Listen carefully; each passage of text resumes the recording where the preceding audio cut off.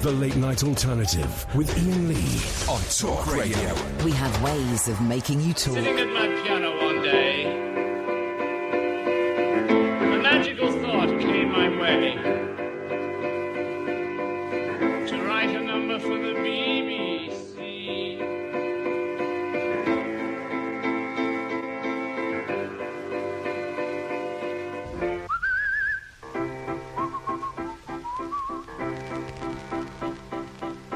Can you ever undress any together on the wireless machine?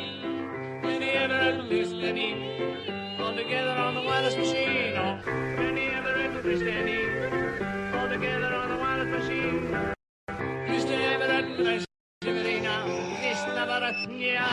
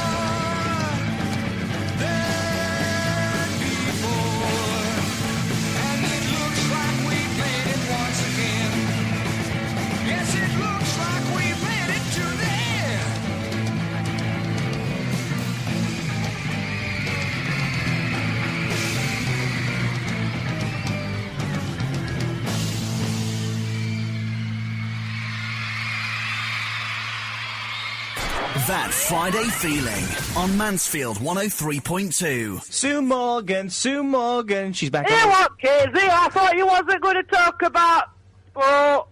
You chanted my name. That's what the shout on the terraces is. Sue Morgan, Sue Morgan. I've been to a few Stags games in my past. Okay. And listen to me. We're not talking about football. Okay. We're talking about monks and nuns. Monks and nuns. My favourite topic of all time. Yeah, well, I want to be a nun. I want to go in that monastery and I want to give them a good seeing too. Right, okay. In what way? In what way do you mean? Can you just clarify that for us a bit before? It is before the watershed. I know. Well, I can't really describe it then, can I? Oh, we'll my goodness. Show a bit later after midnight. After midnight. Oh, yeah. Okay, so you would go in, you'd infiltrate a monastery as a nun. Yeah. And you would cause havoc. Oh, yes. Are you going to turn that radio station into a monastery? It already is, on a Friday night. Because we're so innocent. So you're bald on top, are you? Got a bit of hair at the back of your head? And do you know what? I am losing my hair. This is terrible, this. Every time I go in the shower in the morning, most of my hair drops out into my hands. I think it's because I'm getting old. Yeah. Possibly. You're getting old. Yeah. So have you got anything to add to about getting old? Well, I won't then. Have you got anything to add to the topics this evening? Yeah, I've got a bit of everything. You know, the hang on. Yeah, the tips and that. Yeah. You go into a shop and you buy something, you should always check the sell-by date. That's a good. You know, it good tells piece you of on the advice. back, Yeah. and if it out of date, for God's sake, don't buy it, because if you do and you eat it, like I had a biscuit a few weeks ago, about 3 or 4 months out of date, and yeah, the rest is history. Yeah. I needed to go and buy half a dozen loo rolls.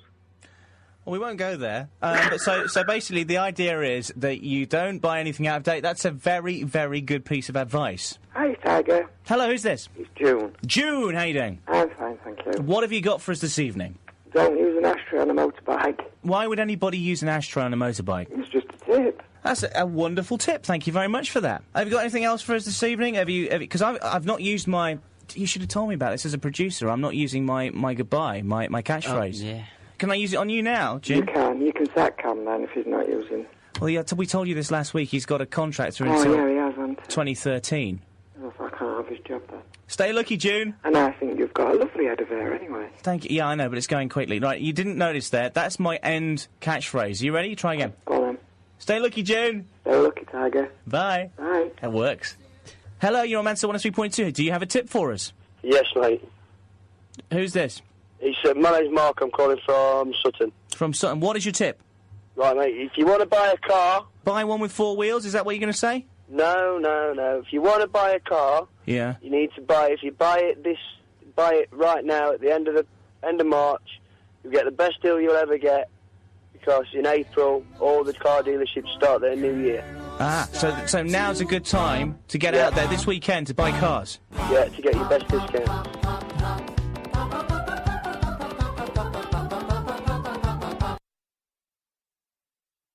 Mama put the popcorn kernels in the pot. She turned up the heat, now the pot is getting hot. And when those popcorn kernels start to pop, wow! Pop, pop, pop, pop, pop, pop. 03 444 99 1000. 03 444 99 1000. You're a fanny.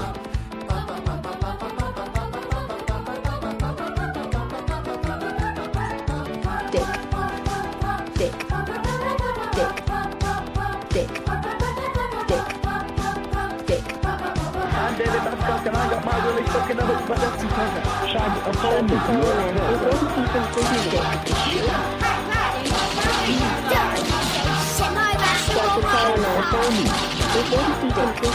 You're a fanny.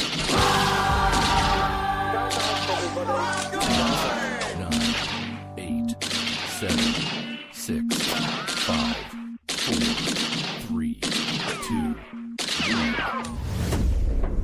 9-9 to everybody. 9-9. Good evening, dear listener. The Late Night Alternative. It's Friday. That much we know. I'm Iain Lee. Who are you, lady? Catherine Boyle. You keep turning up. Well, they're paying me. Okay. 0344 499 1000 is the telephone number. It's Friday. Friday. Let's go to line 1. Good evening, Luke. Good evening, Ian. How's it going? It's going all right, Luke. Hello, Ian. Just want to talk to you about something. They've been coming up to me a lot more lately. I've been noticing it, a lot more. What it is...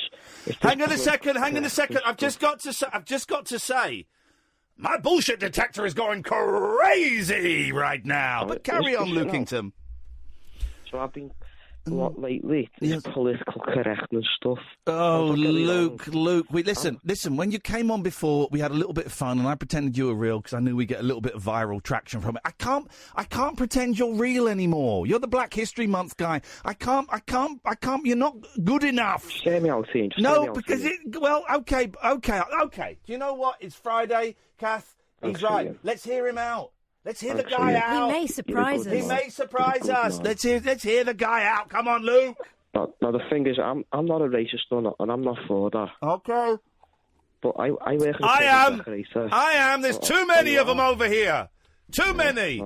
You keep that to you, all right. But anyway, Ian. Yes. I'm a painter and decorator, and sometimes I feel I can't even say brown paint. I feel like I've got to say, Ashraf, can you please paint that wall for me? Yes, okay. All right. Well, look, okay, I see what you've done there. You've actually done quite an offensive line there, and you've wrapped it up as a joke. Naughty you. That would have been funny if you hadn't have put that little gag in at the end, all right? Because that gag wasn't funny. That gag was offensive. That gag was offensive. That gag was offensive. Apologies to anyone offended by that.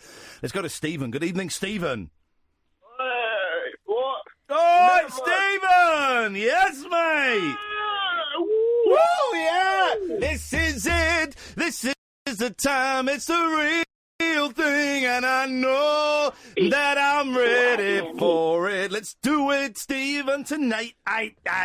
Yes, mate! Well, I never, ever got swimming with bricks attached to his swimming trunks.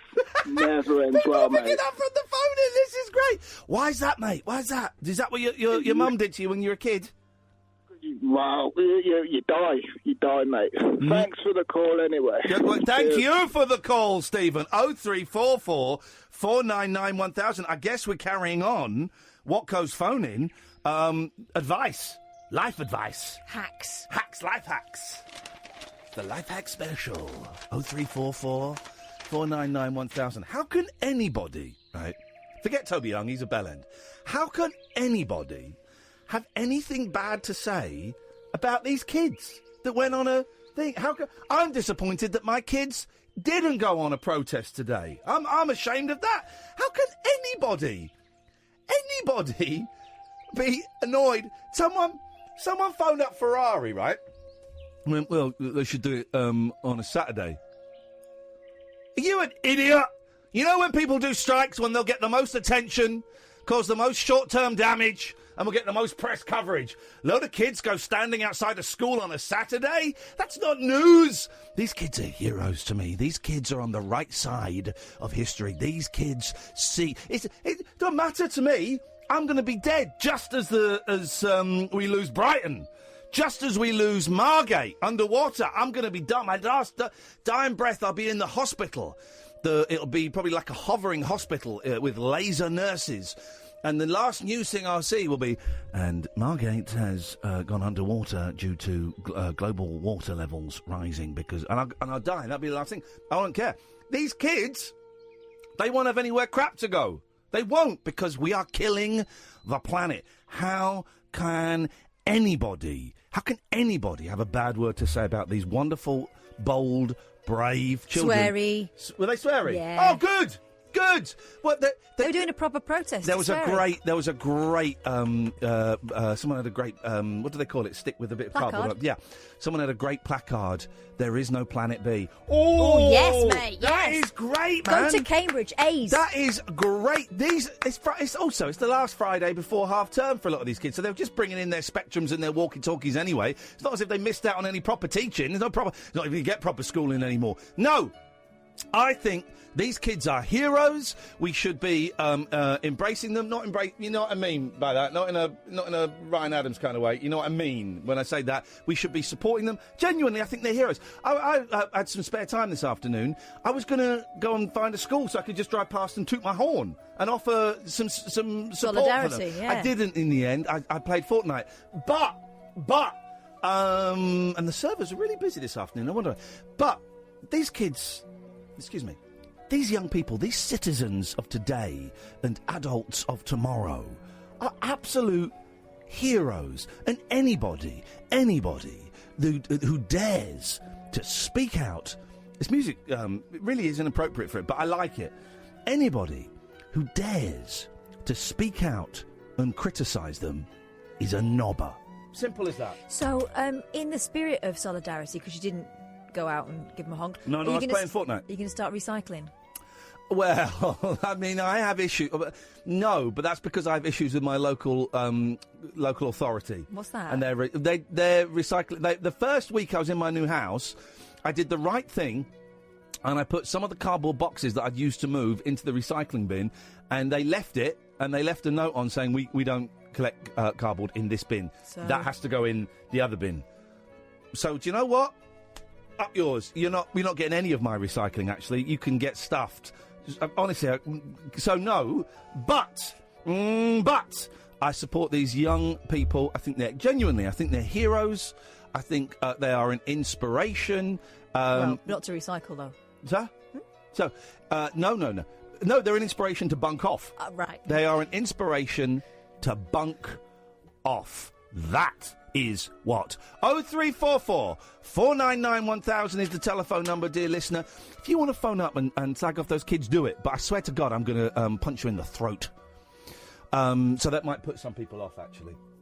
I remember when... They might be karate masters. When I worked at the BBC Three Counties, and the second producer Kate took over. The proper one? Yeah. No, you were the third one. The second one in between. Yeah, that's what I mean. Oh, yeah. No. Yeah. All right. She said... She thinks she's the proper one. She took me out for coffee at the hotel that Richard owns, and she said... you've got time to get that, Amy. Don't worry. You've got time to get that. Go on. This is Talk Radio. Oh, you're unbelievable. She said... I'm joking. She said... I do think sometimes you're a little bit aggressive with the callers, and it might put some people off calling in. Yeah, boring people, annoying people. Yeah, and I said, okay. I've been doing phone-ins for 8 years, and I've kind of been all right with callers, so I'm going to carry on with what I'm doing. Thanks very much. Up yours, Delors. 0344 499 1000. This is the Late Night Alternative with Iain Lee, Catherine Boyle, and some beautiful recorder music from the Middle Ages on Talk Radio. Unmissable late night radio with the original king of unconventional conversation. Make contact with Iain Lee. The Late Night Alternative with Iain Lee on Talk Radio.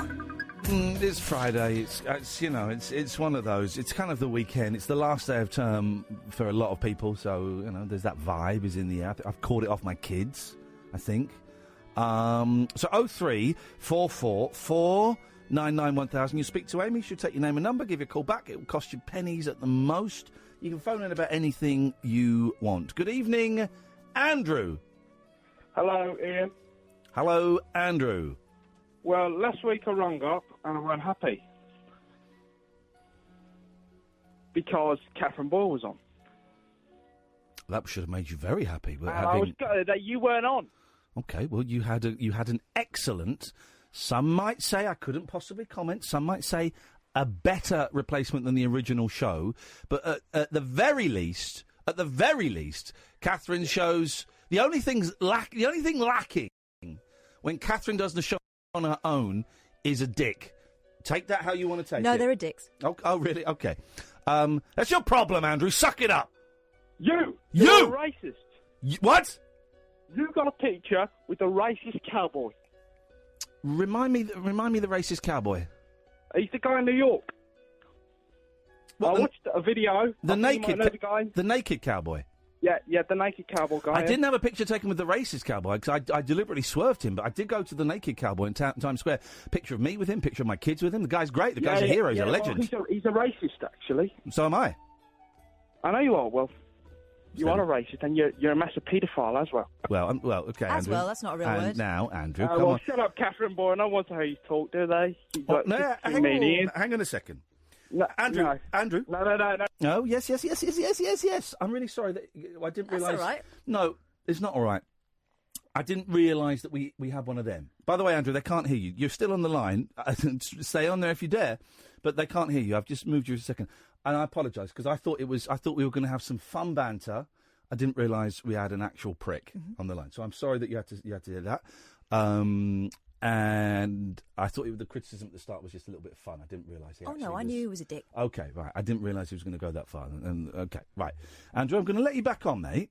And bearing in mind I've got your phone number, I'm happy to chat to you, but just rein it in a little bit, okay? Just rein it in a little bit. Calling people paedophiles and what you said to Catherine and stuff, that is particularly unpleasant and particularly nasty. And before I hand your phone number over to the police, which I will do, you might just want to consider whether 0344 49. That dumb button worked, didn't it, Amy? Yeah? There we go. Fantastic. 0344 499 1000 is the telephone number if you want to give us a call. Andrew got a little private show that I wouldn't normally do, but secret message.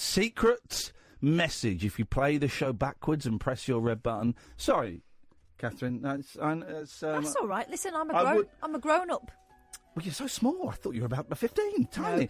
I wouldn't have let him go so far if I'd known that he was going to be that mean. I'm seriously not bothered. Okay, well, thank you very much. You are a shining example. Are you picking your nose? No. Okay. It looks like you are. No, I was just scratching it. Inside. You got to feel sorry for thickos, haven't you? You have got to feel sorry for thickos. Women. Let's try Mark. Good evening, Mark. Evening, Ian. Evening, Catherine. Hey, Mark. It was a perfect show without Ian there. There was no shouting. Hang on a minute. No swearing. Hang on a minute. Whoa. Now we're going too far the other way. All right? Now we're going too far the other way. Can we not just kind of split the difference somewhere? No, it was good. It was different. It was perfect. It was perfect. What we normally have. Right. It was perfect. Apparently, according to you, it was perfect. I was joking. I was just being a bit facetious. Yeah, well, the thing is... It's a bit of gentle humour. I've got friends in Nottingham, so I could drive up to Nottingham after the show. It'd take me about 3.5 hours. I could stay at their place for as long as it took to find you and kill you. That's fine. Come at me. All right, I'm coming at you, mate. What I'll do is I've got your number as well. What I'm going to do tomorrow, and for the rest of my life until I find you, is I'm going to walk around Nottingham just dialing your number and seeing if anyone picks up their phone. And if they do, wallop, I'm going to leather you. Well, what you'll need to do is go to Mansfield first, which is about 14 miles outside of Nottingham, and you're a little bit closer. Oh. He's giving me clues. This guy is. He wants you to find him. This guy is taunting me. My God, well, do you know what, Andrew? Mark, sorry. Would you mind? Can we just type on the screen after his name? Can we type Mark, Ian's nemesis, please, Amy? Thank you. I've got a nemesis. I haven't had a nemesis for a long time. Just do it because I forget the callers so quickly. I haven't had a nemesis for a long time. Mark is my nemesis. This could be fun, actually, Mark, and I think it could do us both the world of good.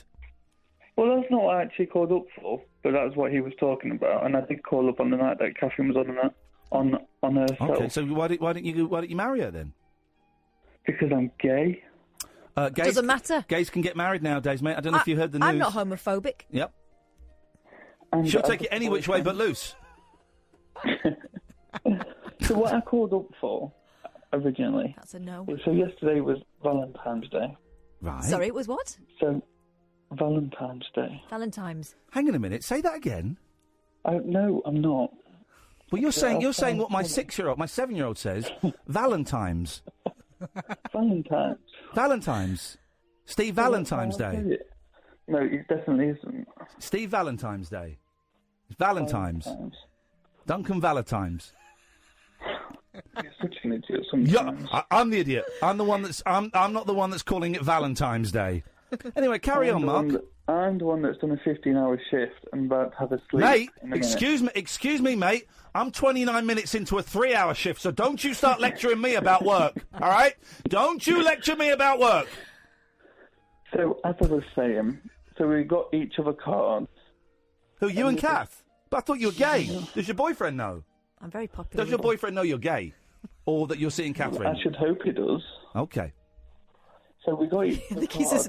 Imagine if you had to come out to your boyfriend. Like a bloke come out. Got something to tell you, Tony. What's that? I'm gay. Oh, no, get out of here. I can't. But then you get a phone call like an hour later. Look, come back. I think maybe we can make this work. I don't. We're going to sleep in separate bedrooms for a while, but maybe. I love you so much. I just want to be with you, and I don't care if you're gay. Anyway, go on. So you got Catherine a Valentine's card, even though your boyfriend Tony was upset. Yes. So we was joking about what we was going to write in the cards. Yeah. So he said he was going to write in the card to Mark from blah de blah. That's a strange name. Oh, obviously that's not his name. Is he named by named by the same person that named Mr. Blobby? Well, he must have been. Must have been, mustn't he? Yeah. So I love hearing you get so frustrated. It makes me excited. Do you know what I hear? Yeah. Professional, because Yeah. he's a carer. Yeah. He's used to hearing a lot of nonsense. Yeah. So he's being patient with you. Yeah, I'm being very patient. Yeah, okay. All right. Well, this is... Okay, Ian, we're still going to have to go to the toilet, so come on. I want to see if Mark's got a limit like some of these carers do. I want to see when he thinks no one's listening, whether he roughs me up a little bit. Go on. Yeah, you can give me as much as you want. I'll just still act calm. Is that what you wrote in the card for your boyfriend? I'm confused. Is that we gone back to that now? No, that's not what I wrote. I wrote in his card like, to his name, Love from Mark. Oh. And then when I opened his card, there was like 18 lines of writing. Oh, God, you have to read it So all. I felt like a knob, because I only wrote...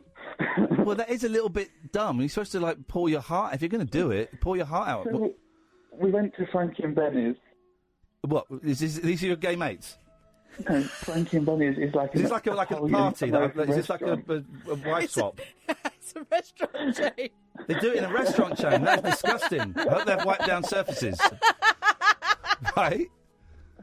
So we went there, so then I'm thinking, oh, I've made a right knob of myself today. Okay. So then I spilled some even more shit out to him when I was there. So what I wanted was a bit of advice of what I could do tomorrow to try and make up for that. I think to say, because you feel, it sounds like you're embarrassed. So I was a little bit. Yeah, well, what I do in those situations is I finish with that person and then try and find someone else and start again and try and not make the same mistakes.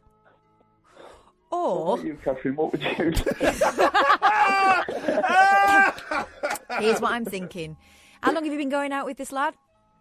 Only like a month. Oh, right, okay. So you've not you've not disappointed him too much before. I was going to say, he probably won't notice. He probably knows that you're not a big writer. Maybe actions speak louder than words, if you know what I mean, Mark. Catherine, please. God's sake. So why don't you do something, why don't you do something nice for him? Well, I'm going to cook tomorrow night. There you go.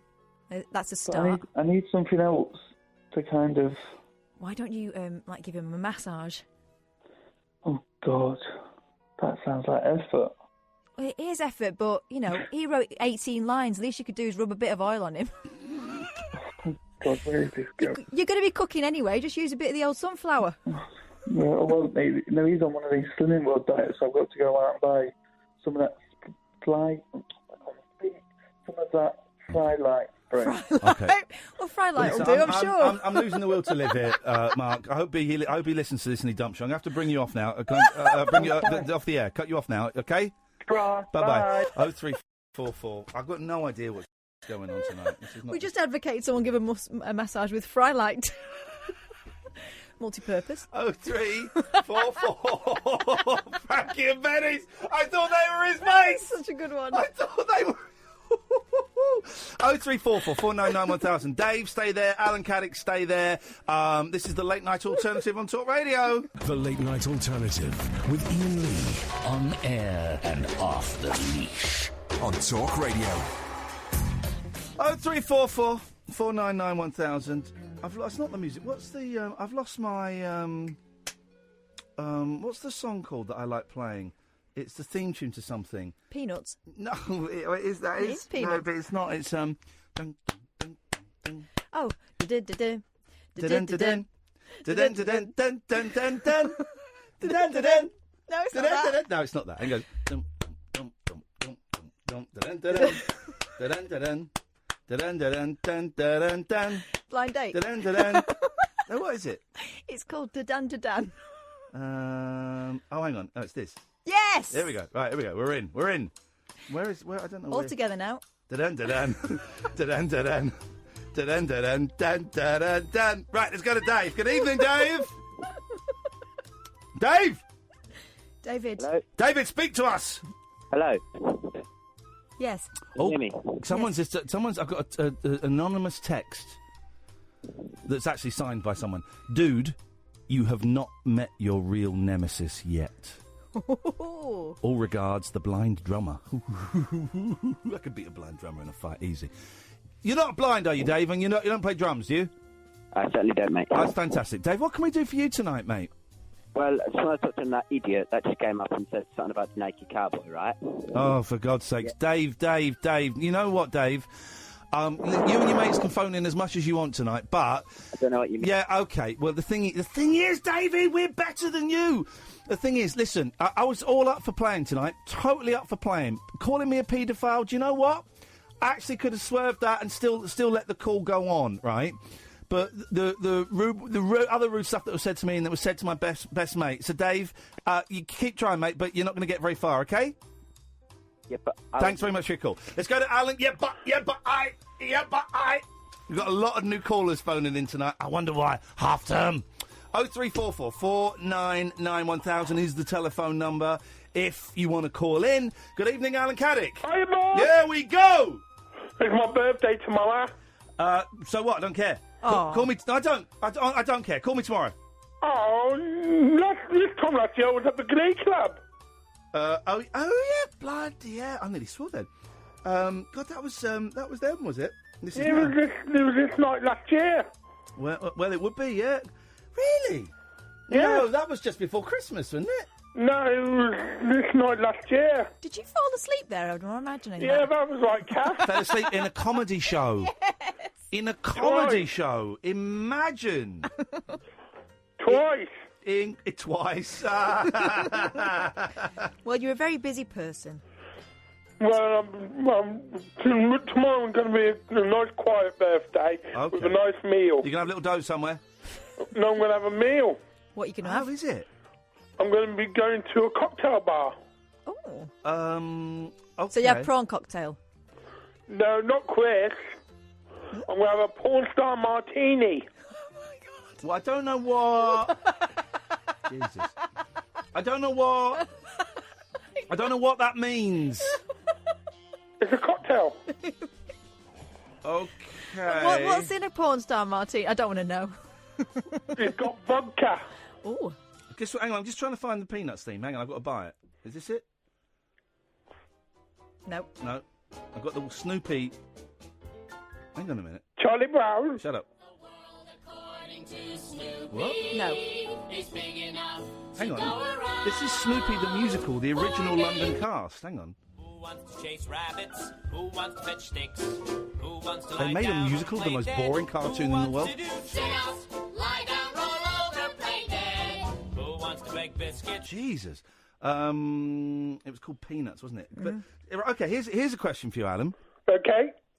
What cartoon has got 3 different correct titles? Fender Bender 500, Wacky Races. Right. Well, first of all, you've only named 2. You've given it 2 titles, but also Wacky Races was never called Fender Bender 500. That was a futuristic version of Wacky Races, Fender Bender 500, because it still had Definitely Muttley in it. Right. Okay. It's not quite the same. No. It's quite simple. It's Peanuts. Yeah, because you had Charlie Brown. Yep. Snoopy. Yep. And Peanuts. Exactamundo, Officer Fonzarelli. Because wasn't that cartoon in the Daily Mail originally? Yeah, in America.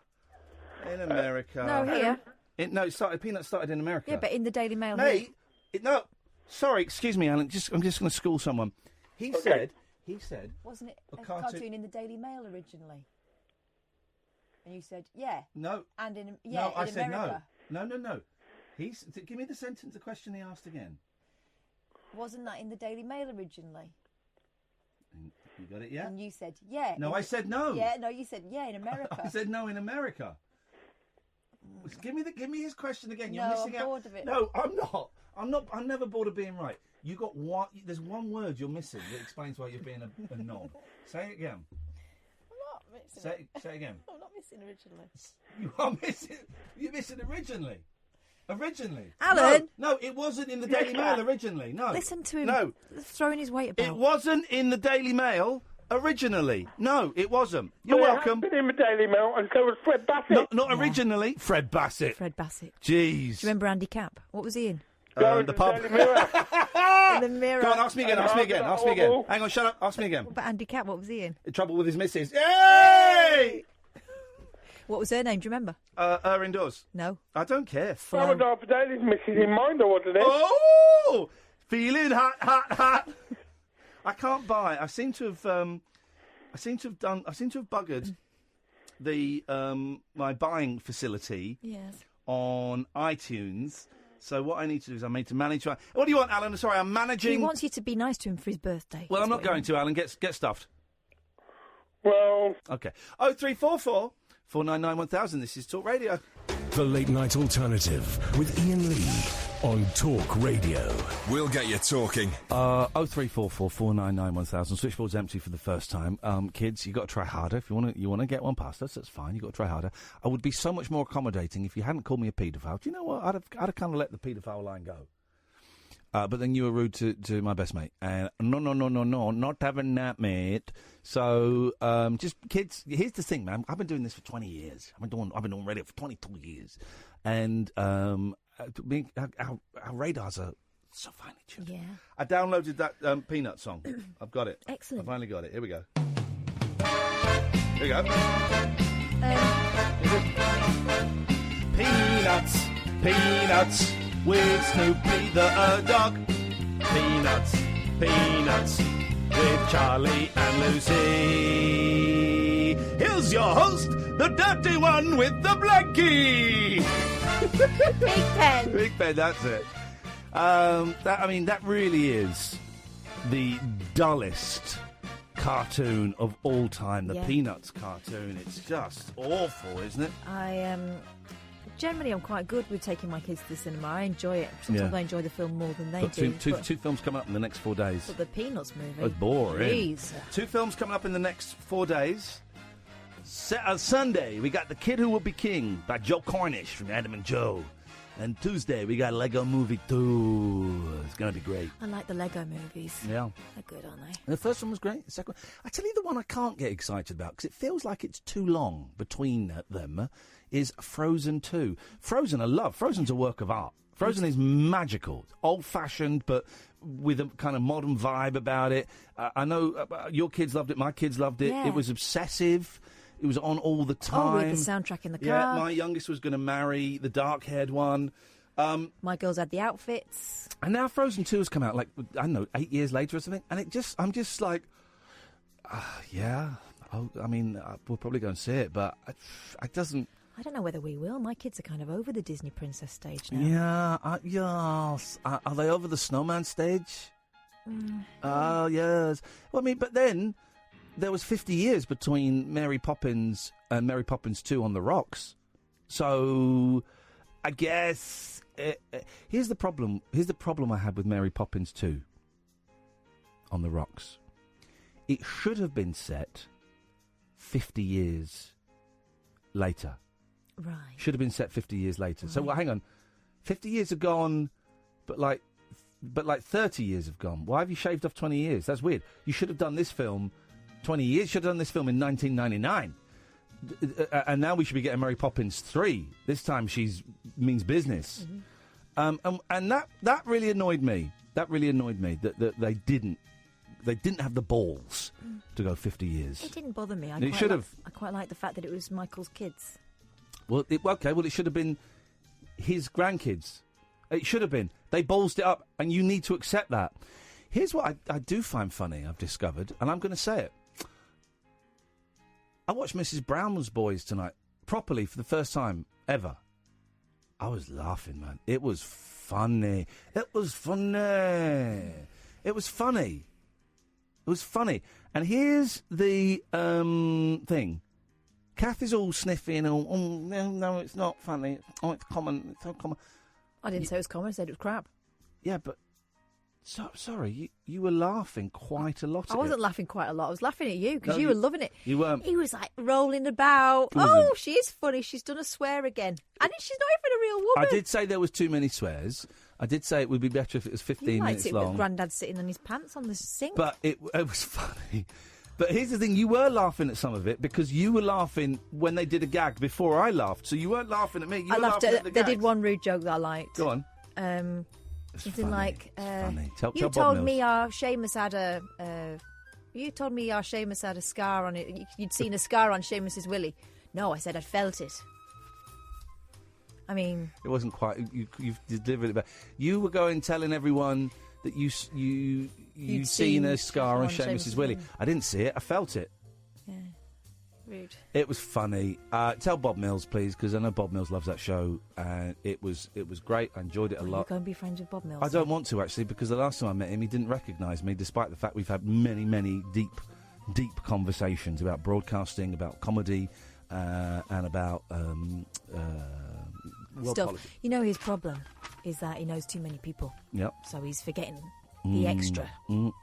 So I can't get excited about Frozen 2. By the way, sorry, we're getting loads of texts and tweets for other shows.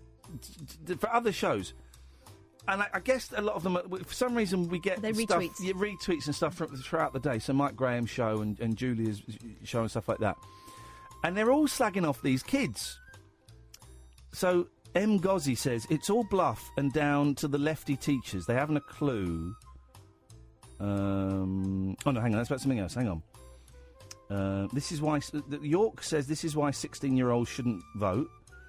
Matt Panther says the future of our country right there. Jesus wept. Where was the one? Here we go. Listen to this idiot. Is continued confirmation that the far left are indoctrinating your school children. It's rife throughout schools and universities, but common sense, which is not taught in either establishment, will hopefully prevail. And then there was getting slagged off for saying I like Mrs. Brown's Boys. It's great. It's funny. Made me laugh. I wasn't slagging me off. Well, no, well done, Maz. It was funny. It's a funny show. Made me laugh. Where's the one I'm trying to find? There we go. Same person. Nailed on. Every last one of them, these kids, will have a mobile phone in their pockets and be burning endless electricity when they get home on their consoles. Are today's kids this slack? Hang on a minute. Guys. We screwed the world up for them. We did it. Our parents, yeah, okay. We did it. And we're still doing it. We've kind of got our little last gasp of power where we could change things, and we're not. We've screwed it up for them. So, yeah, of course they're going to use mobile phones and stuff like that, because that's the world we've created for them. Also, make your minds up. Do you want them to have a stake in their futures and care about the world or not? I think it's great. Well done. Going out and protesting. All inspired by a 16-year-old Swedish girl. I think she was Swedish. There we go. Let's go to Barney. Good evening, Barney. Hello. I've got a proposition for you. Okay, sure. Yes, well, you've been... I've had my ear on a little piece of inside information that you've got for a little while. And I've got a little trade I can... Ooh, trades. I like trades. I have to offer you. Okay, I'm up for a trade, yes. Yes, I've got sitting here next to me a very special limited edition bumper pack of Class A high-grade intellectual property. Okay. And I'm willing to trade that with you. Okay. Does that jangle your jongle? My jongle is out on the desk. It's not being jingled yet. You need to be a little bit more specific, Arso, please. Well, I've got some items which could add to your... They're kind of like tools that can be used in different situations. They can... do you mean like nunchuckers? Yes, actually, yes. You've got some nunchuckers? No, but... Well, yeah, you literally just said yes. You said like nunchuckers. Okay, well, what is like nunchuckers? Well, tools, in the right situation, they can deploy to help you. Okay, so you've got tools that can be deployed to help me. But what do you want in return? Well, you said that you have some special knowledge about the television production entitled Hunted. Everyone breathes a sigh of relief in the studio. Yes. Yes. Yes. What would you be with you in a second, David? Thank you. Okay. What would you like to know? Everything. Okay. Well, I can tell you everything, but I want when do I get these tools? Immediately after.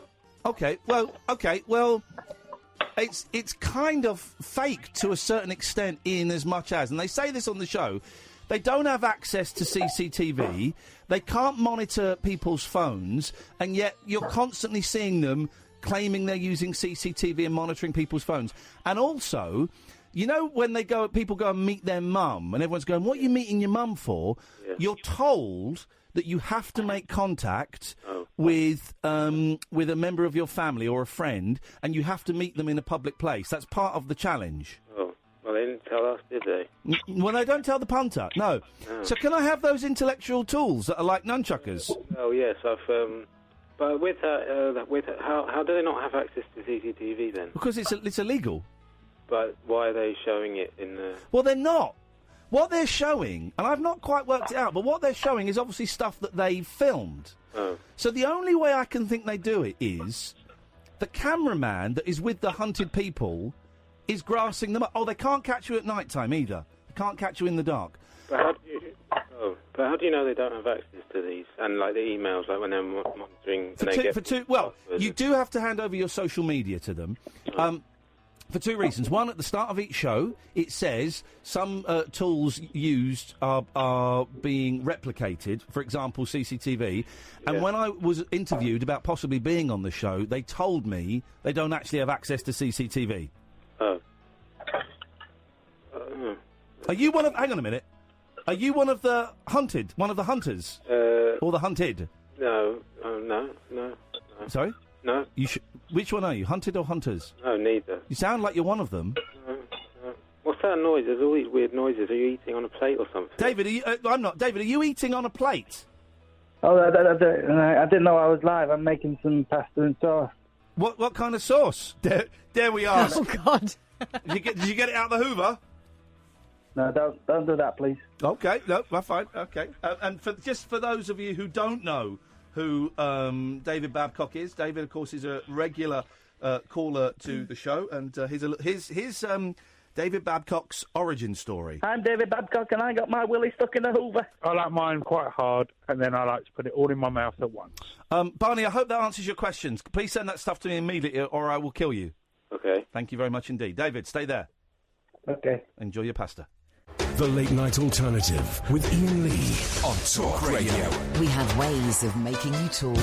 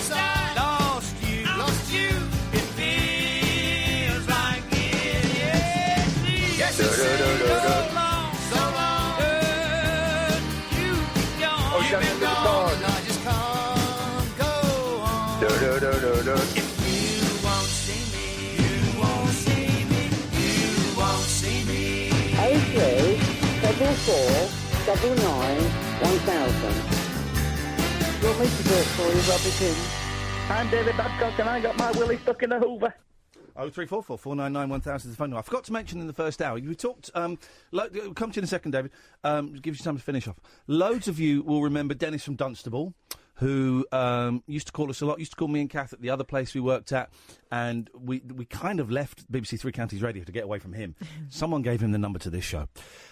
Old guy in his 90s, used to phone up a lot, and he used to wind us up, used to annoy us, used to charm us, used to enchant us, used to tell some brilliant stories, used to tell some terrible stories. Always had his radio. Turn your radio off, Dennis! Was how those phone calls were, the first 5 minutes of those phone calls sometimes. And he's in his 90s, and he kind of stopped calling a few months ago, and we all thought, well, we kind of, we all guessed what had happened. Turns out he had passed away, but actually it was a lot more recent. Anyway, the funeral is happening on March the 7th. And I've spoken a couple of times, and our friend Justin, I think, has spoken a few more times to Dennis's grandson, Simon, who's a lovely bloke, and is blown away. Because I tweeted, when I still had Twitter, I tweeted that Denis had passed away. And within 24 hours, it had like 600 likes, which is, for an old guy, right, that is a lot of likes. And a lot of Dennis's family...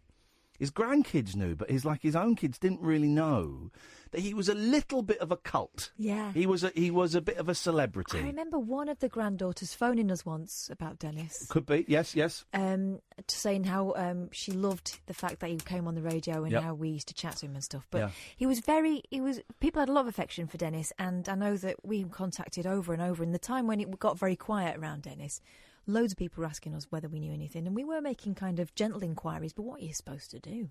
But there is a funeral on March the 7th. I'm not going to say exactly where it is, although I think Simon who may be listening, his grandson, do you want me to say where it is? Because if you want me to, in case a few randoms, a few listeners want to rock up, I'm very happy to, but I won't in case I slightly misunderstood what you were saying. He kind of said if people want to just come along and, to pass on their best, then they'd be very welcome. But before... I do that, Simon. You may be listening. If not, I'll send you a little text over the weekend. I think he's going away, actually. But maybe we will. But here's the dilemma I've got. I've been given a great honour in that Simon asked if I'd say a few words at the do. I'm calling it a do because it's not. He said it's not a religious ceremony. He was quite high up in the Masons as well. I think he mentioned it. Yeah. Not that he was high up, but that he was a Mason. Yeah. Anyway, so I've great honour because it was I wasn't sure if I was free, and then I spoke to Simon. He said, "Look, we'd love it if you just say a few words." I was like, "Well, in that case, I'm definitely free. Whatever the question mark was, that is gone. It would be an honour. Is there food there?" He said, "Yes, there will be food." I said, "Right, I'm bringing Kath as well. And we're bringing pockets." A big bag. So they want me to just go up and say a few words. And, my memory is terrible, right? If you've got any of your favourite kind of Denis calls or arguments or bits or whatever, and you either want to text them in... What is our text number these days? I can't remember. 81333. Incorrect. That's... No, 87222. Whoa, 81333. It's the old place, is it? No, that's... What is it? That's BBC London. Oh, yeah, that is the old place. It is the old it's place, the old yeah. place. 87222. Start your message with the word talk, 25 pence, plus your standard network rate. Or even better, if you want to call in. I don't want to make it... It's not a miserable thing. This is a celebration of life, as these things should be. Or you want to call in with, your favourite Denis bits. 50 Shades of Grey, obviously. Yeah. I mean... The garage. The what? The garage. What about it? Well, and when we took him to see the film, Oh, and they went in the bedroom. That's the 50 Shades of Grey. Yeah. That's 50 Shades of Grey. That's the punchline to the 50 Shades, isn't it? Here's the thing. Because we had an ongoing bet that every year I'd say, well, you're not going to make it to 91. And he'd phone up and go, oh, dude, you owe me a tenner. I go, double or quits. It's up to about 60 quid, which I have ultimately, I played the long game, is owed to me. Is it inappropriate to mention it when I'm doing my little spiel in front of everyone? Because the people who have to pay will be there in front of me. He owes me 60 quid. I mean, to be honest, there should be... He was an honourable man. Yeah. There should be an envelope there somewhere. You shouldn't have to mention it. Yeah. I remember you did ask him who you should approach for the money, and he never gave you a straight answer. No, he didn't. So I'm going to have to just stand there. I'm saying, look, I'm not moving until I get my 60 quid. Guys, all right? This is what Dennis promised me. Anyway, if you, I just put it out there to some of you, it will mean nothing. We've got a lot of new listeners. That's great. Some of you might just, if you want to just phone up and share do you remember when he did this or whatever? Then that'll be cool. 0344 499 1000, or call up about anything. So many texts and tweets for other shows slagging off these kids who got off their arses and went and did something. They missed an afternoon of school. Whoop-de-doo. Ferrari again this morning was like, well, supposing one of them wanders off and gets hit by a bus. Sorry, what? What are you talking about, you absolute lunatic? I think it's great that they did this. Nothing's going to change, of course. We know that. We our cynical, world-weary heads. Downing Street was slagging them off. For God's sakes, is that what the government is scared of? Group of young people taking a day off school and protesting? Why don't you listen to them? Why don't you listen to them and, I don't know, talk to them? 0344 499 1000. Good evening, David. Evening, Ian. Do you remember who I am? Yeah, you're the guy that had it off with a Hoover. No, that's not me. Yeah, no, hang on. Sounds a lot like you. I've got the clip here. I'm David Babcock, and I got my willy stuck in a Hoover. Yeah, it's you. No, I'm the paranormal investigator. Who got his willy stuck in a Hoover? Spookily. Nope. Oh, okay. No, you're right. You're the former paranormal investigator of this show, but now we have new paranormal investigators on the show. The boobies. The boobies, yes. Would they like me to be involved in any way? Or? Probably not. Why? Because they got boobies. Although their studio could need cleaning, and we know you've got a Henry. Yes. It's a Vax. Oh. Okay. Here's one for you. Okay. Yes. Who's that person you used to argue with, the radio presenter, Steve something? He's bald. Steve Allen. Happy Valentine's Day.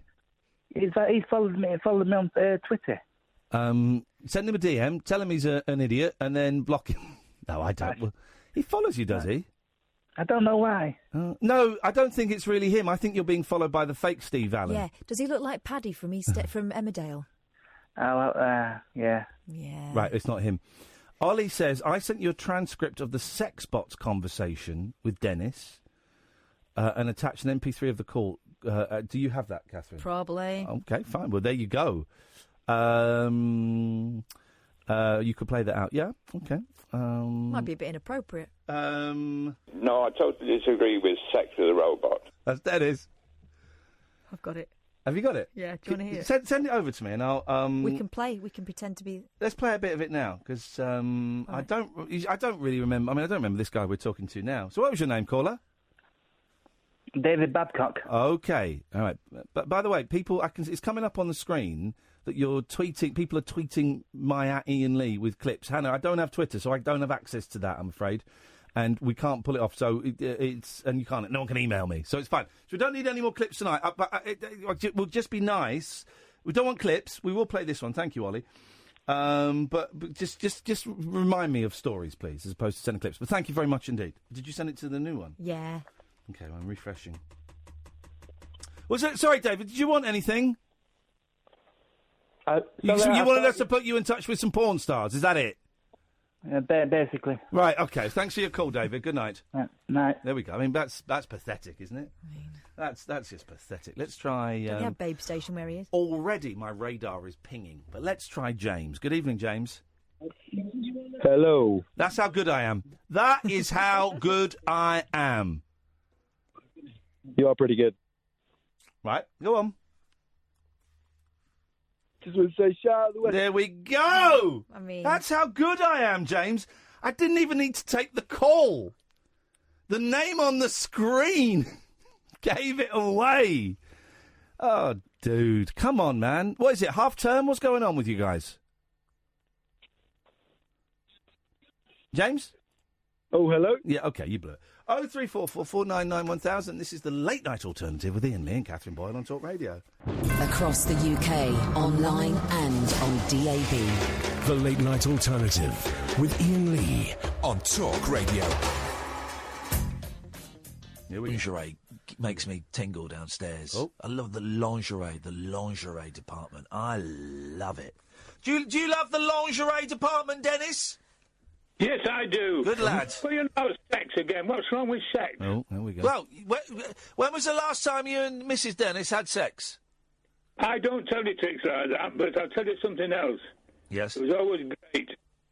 It was always great. Would you like? We might be able to get you a senior citizen discount on a sex bot. No, thank you very much. They're Tell you beautiful. what, Every hole's a goal. Oh, God. it's easy enough to get out of good sex by picking the right girl in the first place. Okay, well, if the thing is, if Mrs. Dennis wasn't feeling up to it, you could have it off with Robot Samantha. No, thank you. There we go. He's a gentleman, isn't he? Absolute gentleman. Despite your provoking. No, shame. We had one waiting in the studio to send him, and you had to send it back. 03444991000 is the telephone number. If you want to give us a call, you're very welcome to. Catherine, do you have any stories for us? The switchboard is empty for the first time this evening. Well, let's go. Sex robots. Okay. Oh. Daily Star, your sex robot central. Yeah. Digisexuals demand human rights enshrined by UN to have sex with AI robots. Okay. An emerging sexual identity known as digisexuality is said to be gaining traction amongst open-minded youngsters in Britain, Japan, Russia and the United States of America. Research by academics Neil MacArthur and Marky Twist. Who? Marky Twist. Marky? Yeah. As in Mark with a Y? As in Or Mark with an I-E. Oh, for goodness. That's not a name. Listen, I'm up for people who are self-identifying however they want, but not self-identifying as a Marky. No. A Marquee? A Marky. A Marky Smith? Marky Mark. Marky Mark. Okay. All right. They co-authored a paper titled The Rise of Digisexuality and suggest the trend is becoming more commonplace. Yeah. These digisexuals are forgoing humans in favour of intimate and even sexual relationships with advanced computer software. It's what we used to call, I'm going to change the second letter a little, what we used to call winkers. Yes. Isn't it, really?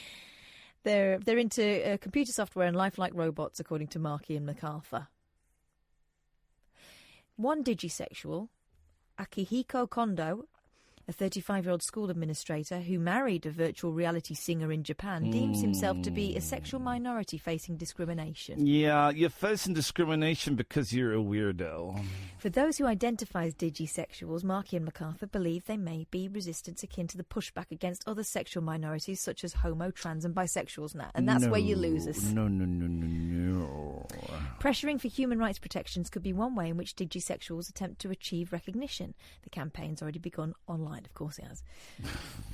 I think we're moving towards a system that grants broad sexual freedom and recognises the value of alternative sexual identities in general, Dr. MacArthur. I'm watching Amy have a breakdown out there because Jerry's calling in and his phone system's a bit weird and she's going... She's actual steam coming out of her ears. Go on, sorry. Markey, a sex education expert and family studies professor at the University of Wisconsin Stout, says digisexuals could possibly start to agitate for equality of recognition and rights in the same way other sexual identities have, only if they can do it from home. Yeah. She said some people are also fighting in anticipation for robots to have rights as well. She showed a Daily Star Online t-shirt... she showed Daily Star Online a T-shirt emblazoned with a slogan, Digisexual rights are human rights. It's for sale on Amazon for $19.97 as an example. Don't use that as an example because they sell all kinds of slogans on Amazon. $19.97, is that... Dollars. But hang on, is that like a reference to the year 1997? No. It's a funny price, isn't it? Yeah, why is it... It's like 1997 because that's when... Terminator 2 came out. I don't know. I don't know. Did the Terminator come out? No, I don't think he did. No, I don't think so. We all suspected, though. Yeah. I want your boots, your motorcycle. Yeah. And your sweet. Amy's having an absolute Loving. breakdown. Next time he calls up, I'll just take his call because I don't want to see... It breaks my heart to see a young woman crying. So I'll just take it. Okay. Yeah. No, it's not No, right. I think they've just written an interesting paper. Well. I'm doing Snake and Eagle Shadow there with my hand. Well. But maybe in 20 years' time, the clip of us laughing at these digisexuals, these perverts, will be played, and it will be like this is what we're doing now is the equivalent of Love Thy Neighbour. Oh. In that people will go back and go, oh my God, I can't believe in 2019 they were so anti-digi. Gosh, you think my kids are going to be ashamed of me? Yeah, of course they are. Because this is the equivalent. And their of virtual husbands will disprove. Is the equivalent of like blacking up and doing the chalky routine from Jim Davidson. Gosh. Yeah? So, they're going to remake Guess Who's Coming to Dinner. It'll be a computer programme. Yeah, it'll be like a smartphone. Jerry, call up, man. We'll just take call straight to air because your phone system is whack, brah. Wow. They say bra instead of bro. Yeah, That's isn't the that a thing. Hawaiian thing? Because the dog, the bounty hunter, used to say bra. Yeah, sure, why not? I've got a robot story. Go on. Killer. This is good. Actually, it's a literary headline. Die robot. Oh, instead of iRobot. Written by Willie Shank. That was my nickname at school. No, Isaac Asimov. Close. Is that? It can't be called Isaac Asimov. That can't be right. Does he? Does he mind? That can't be his name. I must have got that. Isaac Asimov. That can't be his name. Isaac Asimov. Does as in mind? Is that his name, dear listener? No. Of the famous science fiction You robot? know, Willie Shank. It's worse than Willie Shank. Isaac Asimov. Have I got it? Can someone phone up? 0344. I've got to Google it, actually. I know we don't really... Hang on a minute. Isaac Asimov. Yeah, there's a picture of him as well, look. He is an old. Isaac Asimov. That seems a very lucky gentleman. Okay, fine. So this is 03444991000. Killer robots pose a threat to humanity. The world's biggest gathering of scientists have been told. Imagine if a bomb went off there. Gosh. There's a joke in that somewhere, isn't there? There's a joke. What's the joke? Let's make a joke about a lot of scientists dying. Imagine. Right, so there's the world's biggest gathering of scientists. Imagine a bomb went off there. We'd be all out of. We wouldn't be able to. Yeah. Oh, there's something. Work it out with a pencil? No. There's a joke there. Why is my music stopped? Let me get back. There we go. That's better. Snoopy, and the teacher who talks funny.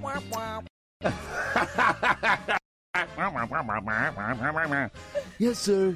Okay. And here's your host. It's the annoying yellow bird Woodstock. I think I can take Jerry's call. Jerry's call is coming through. And yes, Jerry. Hello. So there's something wrong with your phone system. It's crap. Yeah, That'll be worse. And I mean that's the explanation. That's why you could not call him back because his PS is C. Good evening. Good evening. I just got ring up Talk Sport and they hung up on me. Talk Sport hung up on me. Nasty people. Who hung up on you? Talk Sport. Yeah, they hung Yeah, up that's on because me. they're disabilists. Here's a story for you, Daily Mail. Shut up! Here's a story for you, Daily Mail. TalkSport actually despise disabled people. They despise them, and you should hear the horrible... not coming in. Will you be quiet? Will you be quiet? Shut up, man! The disgusting language about people in wheelchairs is outrageous, and it's all Mike Parry. Parry with his small arms. You've got small arms? No, Parry has small arms, apparently. So I believe. Who's got small arms? Barry? Parry. Oh, Parry. Well, Parry's a tiny man. He's like 4'9" or something. He's like an orangutan. Okay. Okay.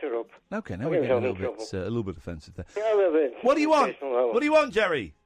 I said it was not eating me appetite to come back today. Thank God. I'm eating for 3 days. I was losing loads of weight. I was very concerned. But I'm a bit happier today. Okay. Were you a bit down yesterday? Yeah, a bit down. Down. Speaking about robots.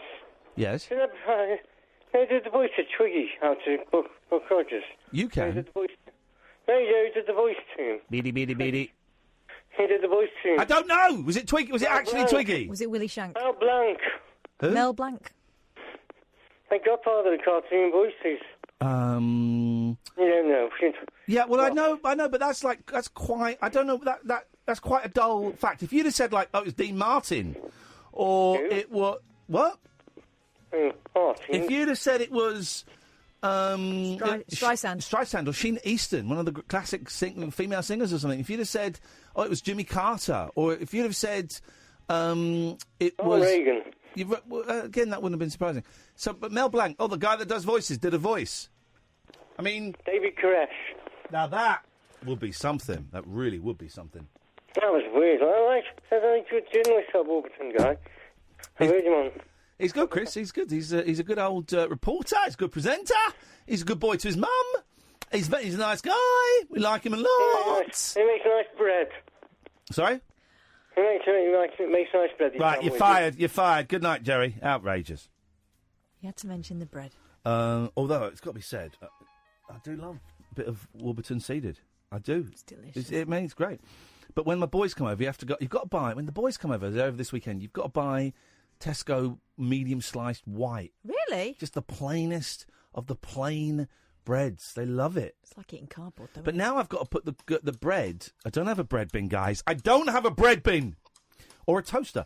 Now you've got to put the bread in the cupboard up the top that shuts because the cats. If I leave the bread out on top of the microwave where I've been leaving it, come home and the cats have eaten it. Little arseholes. They have, yeah, necessarily. Pencil so. sharpness. Killer robots. 0344 499 1000. No, not killer robots. Sorry, there wasn't an instruction to killer robots. Like, Alexa, call this number. It wasn't. That's the phone number for humans. And now I'm going to do a story about killer robots. Killer robots pose a threat to humanity. The world's biggest gathering of scientists has been told. Stop a minute. Daltrey was right. Yeah, he was. Oh, Daltrey's a soothsayer. He's a very, very wise man. Activists want... I was considering buying tickets to see The Who at Wembley Stadium today. Why don't you wait till Wednesday? Because they'll be sold out. But I don't care. I just know this is going to be the last gig in the UK, and I'm thinking, I should have gone to see... Anyway, the new album coming out, will be good. The last album was great. Okay, now, Killer Robots. It was a good album. Okay. Endless Wire. Yep. You know, Pete Townsend predicted the internet. Right. Yeah, he also did some other things. So let's. Oh well, he didn't actually, Catherine. He did. Well, he didn't.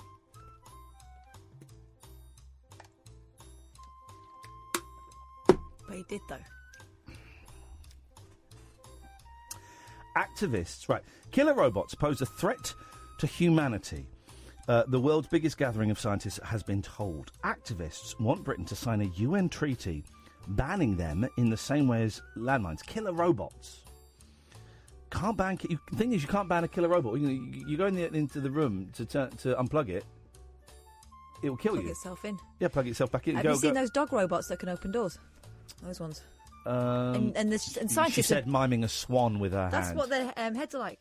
Okay. Their heads are like... You know those grabbers that used to be getting museum gift shops? Yep. The dinosaur things. The grabbers, the yeah. dinosaur mouth. Well, it's got them. It's got that on Okay. like quite a robotic Why do body. I feel the vibe of the show is just slipping through Hang my on, this is fingers? important. Okay. And then the scientists who made them, their creators, their fathers, the closest thing to a parent they have, They killed them. kicks them in. Right. And then they fall over and get back up again, trying to open the door. Okay. The call comes just days after Home Secretary... Name the Home Secretary. Basil Botley. Gavin Williams. Who's that? Oh. I've never heard of that guy. Just two of the most inane names put together. But can you get a first name and a surname, a Christian name and a surname, that are both completely forgettable? How about Gavin and Williams? Huh? The Home Secretary Gavin Williams unveiled plans for unmanned swarm drones to, quote, enhance our lethality. Oh. Lethality. That doesn't sound like a word. Lethal. Lethality. Lethality. No. Not a word. Not a word, no. Tell Gavin. The UK... Who? Exactly. The UK is among 12 countries opposing a treaty to prevent development of fully autonomous weapons, tanks, planes, ships and guns, which act without human intervention. The government insists humans will always be in charge of our robot weapons. Well, yeah. What? We get them made by the Chinese, though, and then the Chinese take them over, and then they use them, they fuel them with the Chinese nuclear power stations. Here's what I would do, like, if I was a super baddie. Let you spend all your money on those weapons, and what I'd spend my money on is a remote control. Isn't that the plot of the BFG? No. It's a plot of something where it's got the guy who's playing William Kenneth Branagh's ex-wife as the Prime Minister. It's Johnny English. Oh, it's Johnny I English. missed that one. It's Johnny English 3 or 2. It may actually be one, I don't know. But anyway, it's a Johnny English film where this story is one of the Johnny English films. Campaigners fear the new armaments could use live operators merely to confirm a suggested strike. Mary Wareham of Human Rights Watch said, world security and the future of humanity hinges on banning killer robots. Autonomous weapons include the Samsung Sentry gun. Gosh. Which guards the South Korean border. Flipping it, they make phones, and those phones blow up. Yes, lethal. So they know. Their lethality. They have lethality. Reports suggest it identifies targets with voice and visual recognition and also decides whether to shoot. The Samsung Sentry gun. China too is investing in weapons with limited human control. On Monday, Mr. Williamson said Britain's £7 million squadron of swarm drones. You've wasted, unfortunately, you can get it for like 40 quid on eBay. Capable of confusing and overwhelming enemy air defences will be ready by the end of the year. Opponents fear they will increase civilian deaths due to the emotional distance between user and victim. Ms. Wareham, the Human Rights Watch, said fully autonomous weapons are one of the worst examples of what can go wrong with artificial intelligence. I don't know, man. Daltrey's prophecy. We mocked, didn't we? But he No, knows. I didn't actually. I didn't. I said he sounded like an old man. Well, I did. Well, he is an old man, but also Nostradamus was old. How old was Nostradamus? I don't know. What did he die of, and why didn't he stop it? Short of breath. Nostradamus was like, what, 500 years ago, I'm going to say, and people still look to his predictions like they're reading the instruction book of your washing machine. Yeah. These people are idiots, right? And we need somehow... Here's the thing. If anybody you know follows the teachings of Nostradamus or astrology, kill them. Wow. I would suggest kill... I would say kill them, actually. I've said it now. I'm going to have to... I'm doubling down. Kill them. Because, Jesus, that has got to weaken the gene pool, hasn't it? People that go, well, because the stars, the way the moon is positioned and Saturn is positioned, I was born with Mercury rising, you see. So what that means is that I'm neo-passive aggressive in terms of... You would say that, you're a Gemini. Exactly, right. Here's the thing, thank you. These people are weakening the gene pool, right? This is why we've got people like, what's his name? Not Toby Gard. He invented Tomb Raider. That Toby guy, the Toby guy, I mentioned him already in the show. Toby Young. Yeah, sure. The reason he probably, I'm not saying kill him, right, at all. I'm not suggesting that for a second. We need to kind of filter out that generation of idiots. But the reason we've got people like Toby Young is because of people who believe in astrology. Okay. So do you know what else we've got because of people that believe in astrology? Hey, chat is fate. The new edition. I'm not taking it out of its plastic yet. Crack it open, let's listen to some guff. Right, first of all, have a little guess on what's on the front cover. Let's see if you've got special powers. Okay, I am picking up the tones. Yeah. I think it is going to be about... There's going to be a story about a baby on there. Okay. A baby. Anything else? And about a car going underwater. Oh, specific. Yeah, it is, actually. Let's have a little look-see. Flipping heck! What? Is it? No. Oh, mate.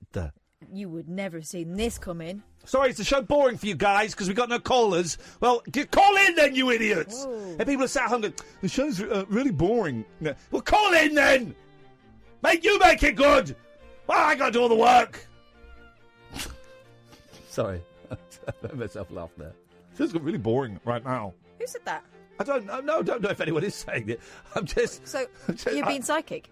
Yeah, I am. Gosh. I'm doing a reading. Here we go. The best psychic advice. My Yeah. dream literally came true. Okay, wow. I was ready to end it all until angels stepped in. Yeah.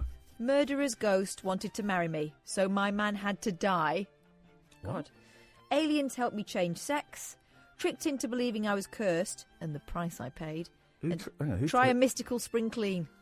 What's the... Oh, let's do a mystical spring clean, actually, because I would like... New year, new life, new attitude to life, New Directions, One Directions. Page 48. Let's have a little go. Okay, this is good. So we're going to spring clean You missed our a piece. chakras. Align your chakras. Yeah. Align your chakras. 48.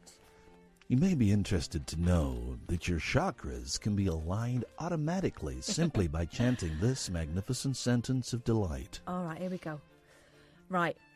There's one I'm drawn to straight away. Financial floor wash. There we go, yes. The kitchen is a whirl of activity and energy where food is made and eaten. Yeah. It's a nourishing space. Hang on. Who eats in the kitchen?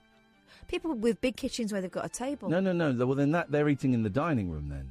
If the kitchen is that big and there's a table in it, that is the dining room. Tell you when I eat in the kitchen. Yeah, go on. When I've got chocolate and I don't want to share it. Yes, I know what you mean. Or when I'm eating biscuits and I don't want anyone to know. I eat my dinner on my lap. I can't afford plates.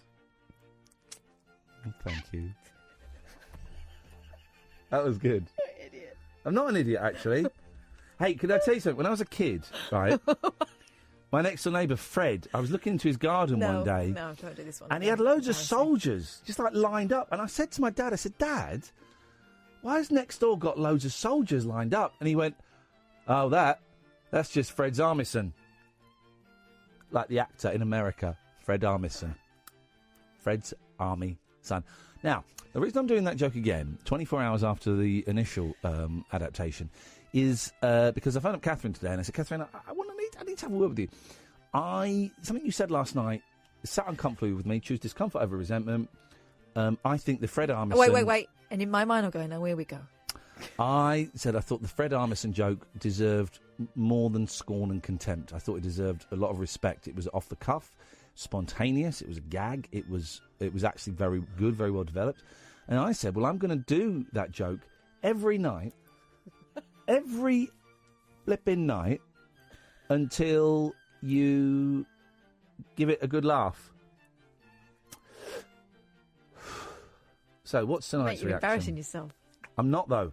Oh, I'm not. You're smoking a pen. That bit is true. That is true. But I'm not embarrassing myself. If I'm embarrassing anyone, No, I'm fine. Don't smoke that. It makes you smell. go on, let's have a think. You could get ink poisoning. We'll come back and do that. In fact, that's my pen. Oh, sorry. No, you keep it. Thanks very much. This is Talk Radio. The Late Night Alternative with Iain Lee We could be dreaming and meeting each other in our dreams. on Talk Radio. 0344 499 1000. Here's the phone number if you want to give us a call. It's Friday night, Late Night Alternative. I'm Iain Lee, you're Catherine Boyle. Yeah. We're just chilling out, we're chatting. Tangled up in the wires here. I was telling you how to clean your kitchen floor and get loads of money for it. I'm in. I am totally... By the way, but Sally said, didn't you used to read the tarot? Yes, I did. I used to read the tarot. I used to be a tarot master. I went on a crystal healing course where for 4 weeks I would go... When I was 19, I would go to a witch's house with, like, 5 middle-aged women who were all searching for something. Magic. They were all... Well, they were. We were all searching. All of us were searching for something that was missing in our lives, and we would learn about crystal healing and psychometry, which I'm excellent at, as you know, because I've done psychometry on the show. It's when you hold something and you can do a reading. I've done it on the show, and you can laugh, but you're laughing at your own fear because you know I did it on the show and it worked. It did work on the show, and you know it, actually. So I kind of... I sort of have a gift, but it's not one that I've chosen to pursue. I've been sent some tarot cards, actually. Marnie sent me some tarot cards. So maybe I might get into doing that again. Raising your eyebrows there, eh? Just saying that because that was the trick I learnt at the BBC. If you're interviewing someone and they don't say something, you're allowed to describe their body reaction. So it's just me going, oh, you're raising your eyebrows there? Yeah, I think anyone who listens to this show will know exactly what face I was doing. Yeah. She was doing skunk face, which is disrespectful. We'll do your thing in a second. I'd love to take some more calls. Is that okay if we break away from this just to take some more calls? It's a phone. I wish you would. It's a phone. Well, I'm going to, whether you gave me permission or not, actually. Well. Thank you. Good evening, Nellie. Good evening, Ian, and good evening, Catherine. Good evening, Nellie. Good evening. Hi. Oh, God. Okay. I'm a bit peed off at the minute. What's happened, man? God. I've been interacting with people on the Talk Radio Facebook page. Uh-oh. on the official Talk Radio page? Yeah. What were you thinking? It's like a Tommy Robinson bum club there. They're not our people. God, Nelly, no, Nelly. Naughty. A lot of people. That's where Hitler Youth go to recruit these days. For God's sakes, what were you thinking? I know it. Go on. What was? I came off there about 6 months ago because it was obnoxious. Go on. What's been going on? I mean, I only joined, so I've seen the occasional video that you might put up there, but it's just endless stream of absolute cack. Right. So first thing, you had a few days ago, Talk Radio put a question. No. Do you trust the BBC or Tommy Robinson more? Oh, my God. Now, I don't know about now. And the depressing thing is that most people said it was Tommy. Yeah. It was Tommy. Our Tommy. He actually... He's doing it for the troops. thickened. Yeah. He's doing it for the troops. He's doing it for our boys, for our brave boys and girls out in Afghanistan. It's just... and then you've got today, obviously, this thing about the girl who's trying to come back into the country because she's with... and the question was put up there about she's got a baby. Should this unborn baby come back to the country or be taken into account? And you have a couple of comments saying, "Let the baby rot." Yeah. Wowzers! And I'm just sort of thinking, hang on, we don't know. Who's running this page? Nelly, in all honesty, Nelly, in all honesty, we do not know if it is a baby or a bomb. We just don't know. We just don't know how indoctrinated that baby inside her womb is. It's just never ending, and I'm just. I know I should just ignore it, but it's just come off it. Infuriates me. The things with coming off it as well. I mean, I try not to sort of. This sounds strange, but not just look at things that I like or follow things that I like, because then you get into your own personal echo chamber. Yeah, good for you. But I think if things are genuinely upsetting you, I don't mean necessarily breaking down in tears, but you sound upset, then you don't need to mix and match that much. I was on there because I thought it ought to show solidarity for the station, and then I would any videos they put up of me, I'd then put them on my page. But I saw all that Tommy Robinson stuff just made me think, my God, our show really is the alternative to the main audience this station has, and that's fine. That's fine. I don't mind us sticking out like this. Actually, quite works in our favour. But I saw some really nasty comments about me under stuff, and I'm all for sort of people saying what they want, but some of this stuff was really obnoxious, and I don't know who's in charge of the Facebook page, and no one was monitoring it or taking down stuff calling me a nonce, for example. No one was taking it down, and I thought, well, this is... Hang on a minute, this is my... Sorry. No, sorry, I wasn't saying hang on to you, I was saying hang on, no, this is me thinking out loud. I was thinking, hang on a minute, this is a Facebook page for the place that I work, and they're quite happy with me being called a nonce. I think I'm going to come off this now. Go on, sorry. It's just... it gives you... I mean, the impression I get is that this is a snapshot of the Talk Radio audience. I'm just thinking, if this is the sort of audience you want to attract, you're doing something wrong. I mean, I'm obviously, I'm not qualifying any... Well, I've got a radio degree from years ago, but that was in a previous life or whatever. But it's just ridiculous that that's your target audience. These are mainly idiots. Well, there's money to be made from idiots. I mean, Tommy Robinson makes a fortune from idiots. Prison Planet guy makes a fortune from people who buy brain pills. There's money, and I know a few people have failed at trying to make money from idiots. There's that guy with the beard who's been around the last sort of 3-4 months in a few videos. He's making a fortune from idiots, and he's just racist thugs. And, here's the thing. I get on all right with Julia Hartley-Brewer now. I didn't before. I get on with her. But I do think her politics are abhorrent, right? And that's The Breakfast Show. The Breakfast Show is quite a right-wing, is a significantly right-wing, which isn't... Right-wing's not bad. I'm not saying it's bad at all. But quite an angry, mean, and that's putting it gently, vibe coming off The Breakfast Show. I think that's kind of the flagship show of extreme right. Extreme. I don't mean it in the traditional sense of extreme, but that's kind of the flagship show that's attracting the Tommy Robinson supporters and stuff like that. I don't think any of the other presenters are quite as right as that. I know, for example, Mike Graham, who's on 10 till 1 in the morning, abhors Tommy Robinson and everything he stands for. Now, he's right-wing, Mike Graham, but abhors Tommy Robinson and all of that lot and refuses to engage with him because why should he give oxygen of publicity to an arsehole like that? But yeah, the Facebook page does make the Daily Mail comment section look like soft play. I mean, I start to wonder what the sort of people who are on the talk radio singles dating site will be like.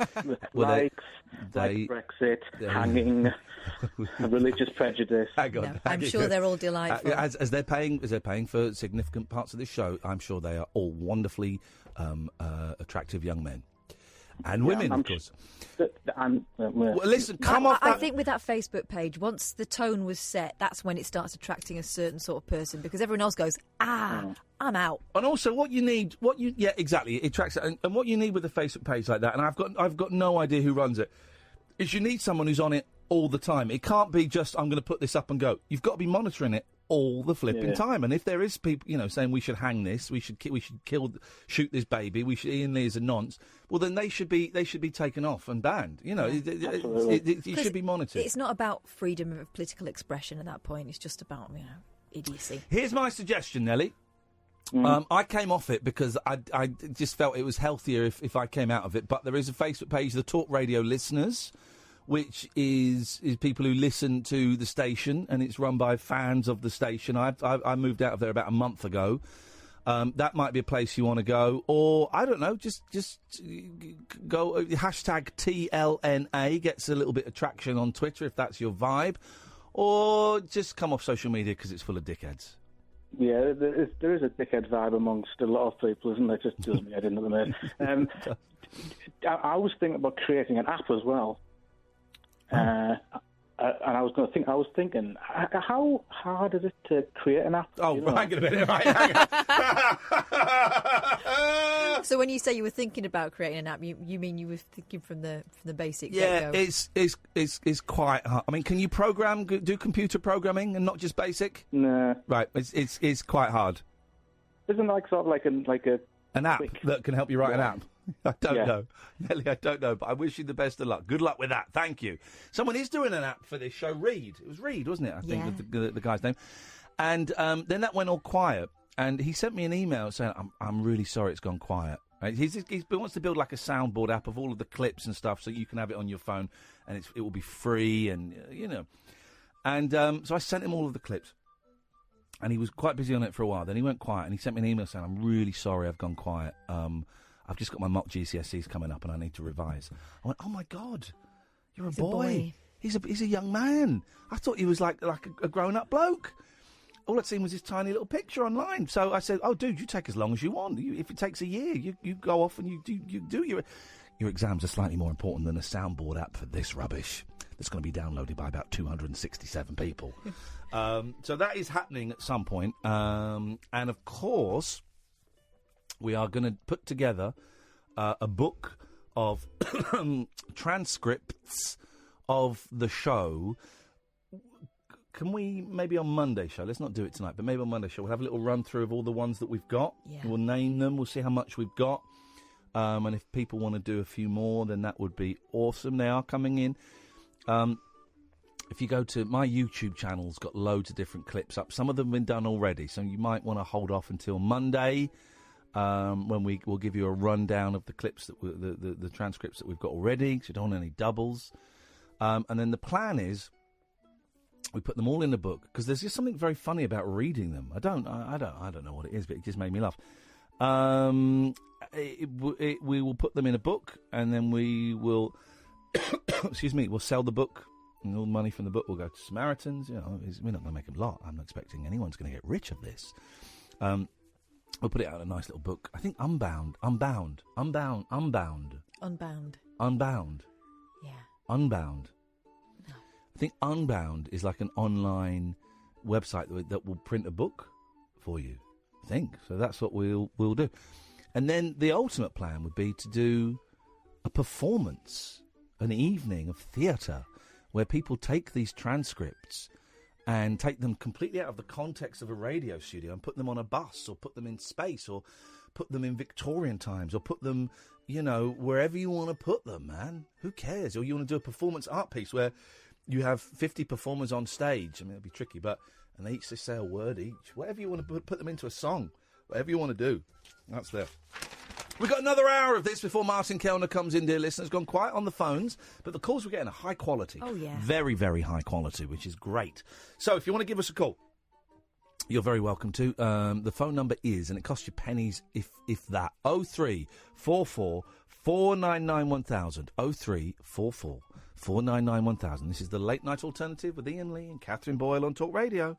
The Late Night Alternative with Iain Lee on Talk Radio. We have ways of making you talk.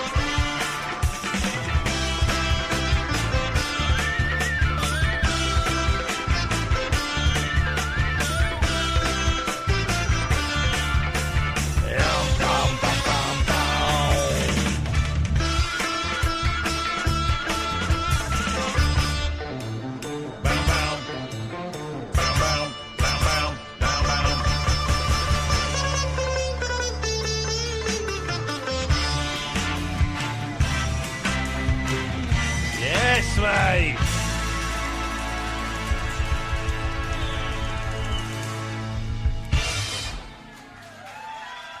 Oh, loving it.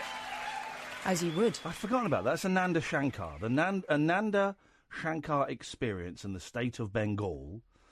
And that song is Jungle Symphony Live. And I got that CD like 20 years ago when I was working at XFM. And we used to play, I think that song was the single. We used to play that song a lot. And I'd forgotten about it. And I've finally found the hard drive that goes with my laptop. So I've got all the songs back for the first time in ages. And That rocks, man. And then you Googled him, Yeah, and he's dead. he is. Isn't it? Yeah, 1999, age 56. 56, and he is related to Ravi Shankar. Nephew. There you go, you see. Well, that's good. Oh, not good that he's dead, obviously. So one of the best concerts I ever went to, I can't remember his name now. Oh, yes, I can. Was when I was in Pakistan. I was invited to go to a concert. It was weird, Pakistan. It was 3 months of being very weird and very shy. I was a smoker, but I didn't want to smoke in front of my dad, even though he was a smoker, because he didn't know I was a smoker. Really, really, really, really missed weed so much. I did get. Oh, here's the thing: we met this really rich girl, right? Who we're making a film in Pakistan for 3 months, and I'm all I was there was like my dad kind of got this job made up where I'll get 250 quid a week and I'd be like his assistant. But I didn't really have anything to do, but I did. Actually, there was a lot for me to do. I did a lot of work. But then I ended up being Christopher Lee's double, as well as having to do all this like props assistant and stuff. But a lot of the money was bent that paid for this film. A lot of it was corrupt, man. There was so many backhanders going to the government. A lot of it was corrupt. And the film company had to go and court all of these millionaires to get money out of them. And we went to this really so many posh parties, with millionaires in these gated communities. It was really weird. And we met this young woman. I mean, I was 24. I guess she was like 22, 23. And a lot of the Pakistani people that befriended us were lovely. Some of those people that befriended us were befriending us because they wanted us to take them to England, and so they could get visas to come in England, because it's really difficult to get a visa from Pakistan to England. Anyway, so we met this young woman who was the daughter of a multi-millionaire, and she kind of infiltrated the crew, and she would become friends with the crew. And I once went to get my key at the hotel lobby, Pearl Intercontinental. And they said, "Oh, there's a package for you, Mr. Rugby." I was like, "Oh, yeah, sure, fine, okay." And I took it, and it said on the front it was from this girl. I was like, "What is this?" And I got up to my hotel room, and it was a big block of Pakistani hashish. Right? And I'm thinking, oh, yeah, all right, this is great. All right, now we're home. This is when I was smoking a lot. And so I rolled a joint, and I'm smoking this joint, right, in one of the most terrifying countries I've ever been in. Absolutely terrifying. And she phoned up while I was, "Did you get the gear?" I said, "Yeah, got the gear." She goes, "Good, huh?" It's good. It's got confiscated from, pirates. And it's good stuff. I was like, "Yeah." She goes, "Okay, I should tell you that every member of the film crew, you included, your phones are being tapped by the government. And the hotel opposite you, every room facing you it has a government spying and military, and they're spying on you." But she told you this on the phone?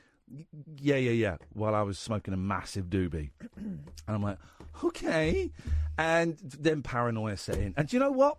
They probably were bugging all of our calls, because it was so bent over there. It was so corrupt. There was one party I didn't go to. Basically, you go to all these parties because there were booze. It's a dry country. But there was if you went to the parties like at the British Embassy, and I think they went to one at the American Embassy, and these millionaires' parties, despite it being a Muslim country and it being dry, it was always booze. So all the film crew would go to these parties to get absolutely hammered. And there was one party I didn't go to, but there were loads of sex workers there, loads of people smoking weed, and the guy rolling the joints, it was the chief of the Pakistani police. He was there. He was there, and he came to the film shoot the next day, and everyone's going, "That's the guy that was rolling the joints." Nuts. Such a weird experience. And we were getting death threats every single day.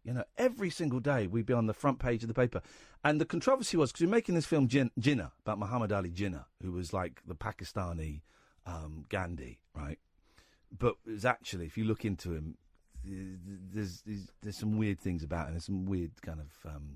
There's rumours that he might have been a paedophile. That bit wasn't in the film, right? But the controversy was that he was being played by Christopher Lee. Right. Now, here's the thing, right? If you Google Jinnah, Christopher Lee looks incredibly like him. He looks incredibly like him. And Jinnah was Pakistani, but he's a very light-skinned Pakistani. Basically, if you're light-skinned in Pakistan, it means you've got a load of money. So, but the Pakistanis were furious, kind of rightfully so, that a white man was playing Jinnah, even though he kind of looks very fair-skinned anyway. But also that Dracula was playing Jinnah. So there'll be loads of pictures of Dracula on the front of their papers. I wish I'd kept these every day for 3 months we were there. We were on the front page of the papers. And one of the front pages, it was the most terrifying thing I've ever read. It was all texts from readers who had been whipped up into this fury about this film crew. And the whole front page was texts from people. And I'll never forget, one of them said, and this was before we were aware of suicide bombers, one of them said, I'm tempted to strap explosives on myself and run on the set when they're filming and blow myself up. We're like, shit. All these threats was insane. And we were protected by the police protected us. And the police and the army in Pakistan, certainly at this point, 25 years ago, hated each other. Like real intense rivalry. I never quite understood what it was. But there was a scene, we had to do a scene in this street where there were protesters and they were being arrested by the police. So we had the police playing the police and the army were playing the protesters, right? And so they're filming and my dad had said, just know where the truck is today because there's a real chance it's going to kick off. So just always know where the truck is. Stay with Campbell, who I was working with. Just know how to get out of there if you need to. And they're filming this scene, and it kicked off, and a copper fired a real gun, and one of the soldiers beat the crap out of a cop. And this was all going on while it's filming. And my dad just came, he tapped me on the shoulder, said, we're going now. And we went, and we left. We left everything there, the props, everything we left there, and they beat the shit out of each other. Beat the crap out of each other. It was terrifying. 3 months of this! 3 months! Don't know why I'm... Anyways, because the best concert I went to was there, right? The best concert I went to was some guy who's a VJ. I'm a VJ. And he was a bit of a knob, actually. I'm a VJ. Hey, you want to smoke a joint?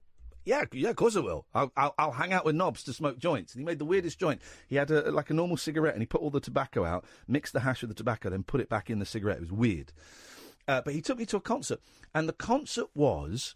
it was in Karachi, and it was open air. It was like this hot evening, like hot March in Karachi, and everyone was sat on cushions. It wasn't, people were getting up and walking around. And it was this guy called Nusrat Fateh Ali Khan, right? Big fat guy. And he would sit there and he would sing these amazing songs. And I'm just sat there going, this is incredible. I was probably a bit stoned. But this is incredible. And the next day they took me to to a tape shop. You go to they don't have record shops. They just have tape shops where it's all albums that have been taped off of records and stuff. And I just bought a load of the stuff. And when I came back, I bought a load of the stuff. And then he died. But it was just the most amazing concert. And he's a really famous, if you know anyone who knows Asian music and you mention Nusrat Fateh Ali Khan, like, oh, yeah, that guy's the governor. And I got to see him in his hometown. It's amazing. Don't know why I was talking about that. Sorry, I went off on a little tangent there, and that's used up that whole quarter. I do apologise.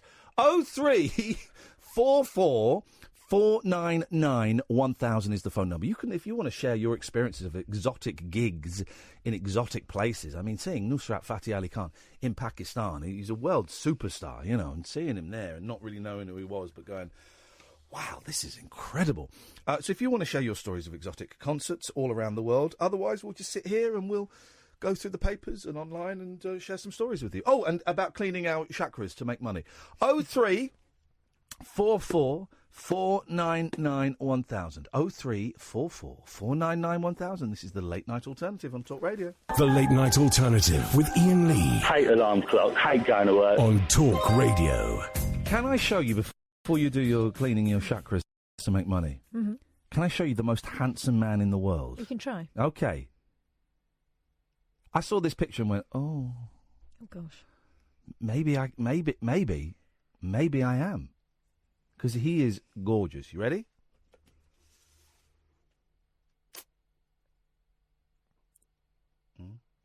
No. Look into his eyes. You will know. No. The love you feel is growing. So look into his eyes. Who is it? It looks like Jesus. Shall I tell you who it is? Go on. It's the lead singer from Hanson. Oh, blimey. Isn't it? That little, Isn't it? that lovely little girl that he was. Yeah, the lovely little girl. I love Hanson, by He's the all way. grown up. There's no irony. I love Hanson. I've seen them live a few times. First day of filming for the 11 o'clock show. It was my birthday, and I had tickets to go and see Hanson at Wembley Arena. And I've seen them a few times, and I love them, and I've had them on the show whenever I can. And their Umbop I think, is perfect. Again, Umbop was a song I heard in Pakistan, actually. I came back and bought that. But some of their latest stuff, they're such a good band. And everyone goes, what, Hanson? Yeah, they're such a good band. But look at Taylor Hanson. Is that the singer? That's the singer. Or is that the little brother? That's that one. Gosh, I mean... Isn't it? He's gorgeous. He's only 35. Makes sense, I suppose. He was a boy. He was like 15 when... That's the drummer. Oh, gosh, that's the little I one. think the drummer is Zach, I think. That's the little one. What was the little one? What the heck? Yeah, he's got about 6 kids, hasn't he? Taylor married wife Natalie when he was 19, and they have 6 children together, ranging from the age of 15 to 2 months old. It's crazy. Flippin' heck, man. They're quite religious, though, aren't they? Very, very religious. And you know there's a 4th Hanson brother who's not quite as good looking. Yeah, there's a 4th one. I love Hanson. I think they're so good. We had them on 3 Counties, didn't we, once? I think so, yeah. Yeah, we did. We did them on the ISDN. And I'd like Hanson again, but I want to meet up with Hanson. I want to be in the room with the Hanson guys. We know why now. I want to get hands on with Hanson. Hands on. I want to get Hanson on the show. I want to get Hans on the show. Okay. I want to get Hans on the show. No. Where's Hans? We've been asking... Here's the thing. The coward Hans... We have been asking for Hans to come on the show for the past 5 months. And Hans has not come on. Hans, why you not come on show? Hans? Why you not come on show? You're a coward.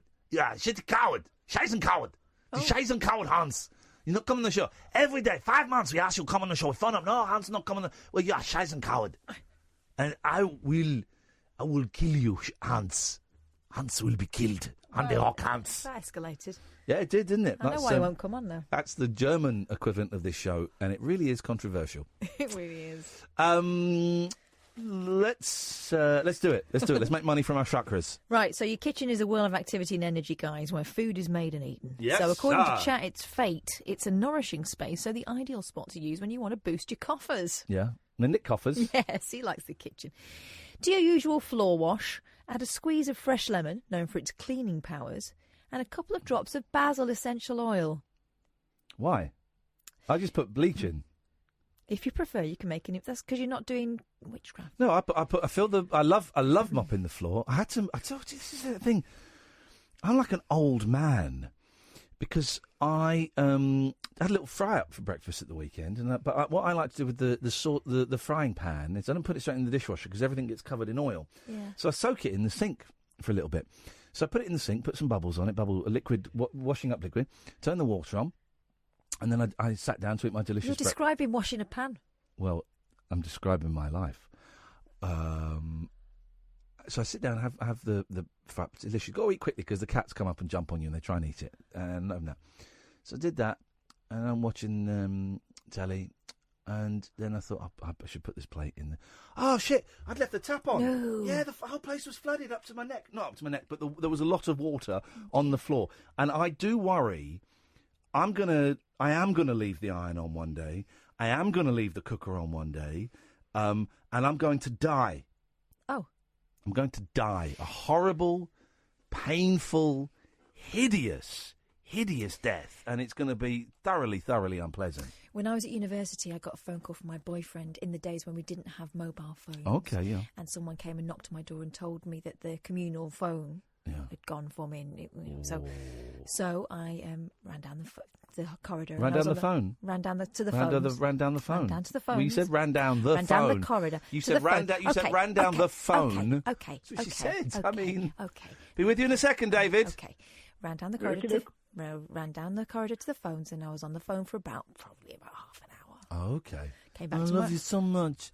Well, grow old with you, and one day we're gonna have a baby together, and we're gonna call it Dave. and he's going to live in Manchester, and he's going to phone up late-night radio shows. Oh, I love you too, baby, so much. Yeah, let's make a baby. Let's call him Dave. And Dave is on the line now. This is the baby you had with that boyfriend. Actually, he wanted to get engaged and live in Luton, so that didn't last. Wow. So, wow. He had ambition. He had ambition, Dave, didn't he? He did. I was wondering, I missed a bit there. Yeah. I think when you switched the line over, Okay. I don't know whose baby I'm supposed to be. You're Catherine and her ex-boyfriend. What was his name? Ali. I'd rather not say. Okay. Ali. No.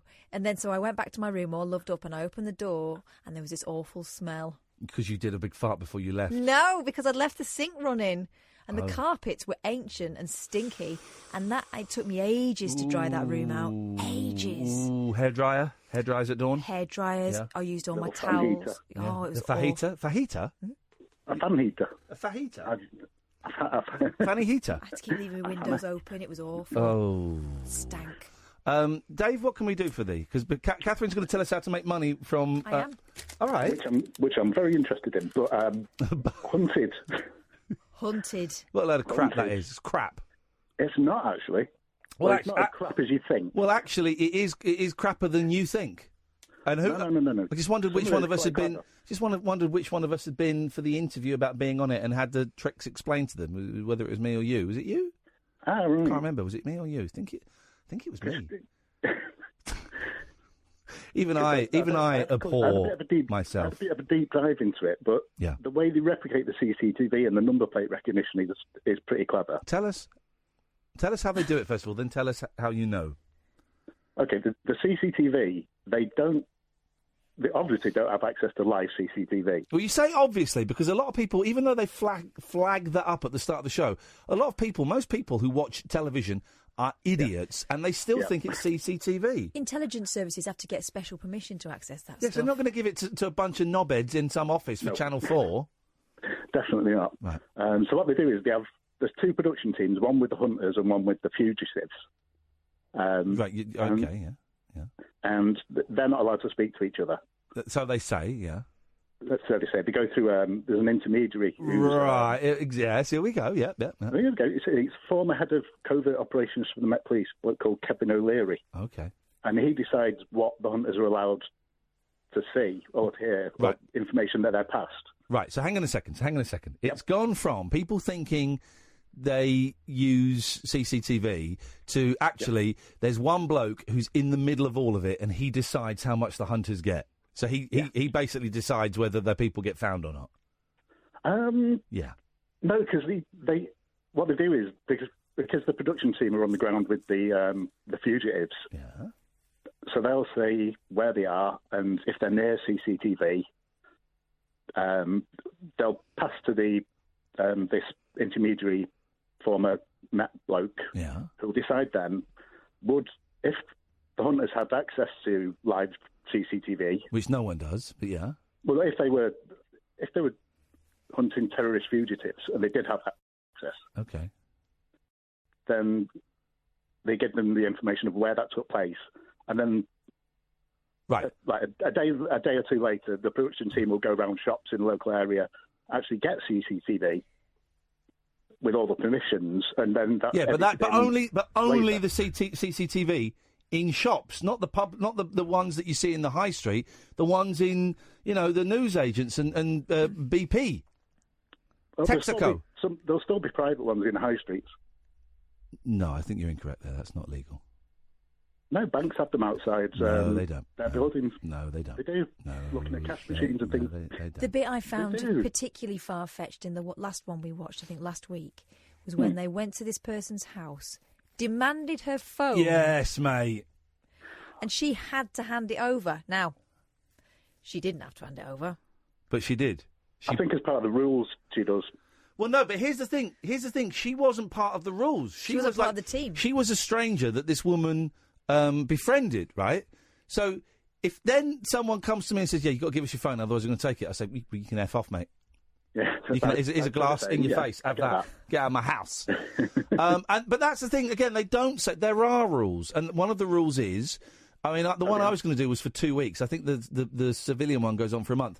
But I had to once in each week, I had to make contact with a family member or friend Who you've given the Who details they of. know about already, and I had to arrange to meet up with them in a public place.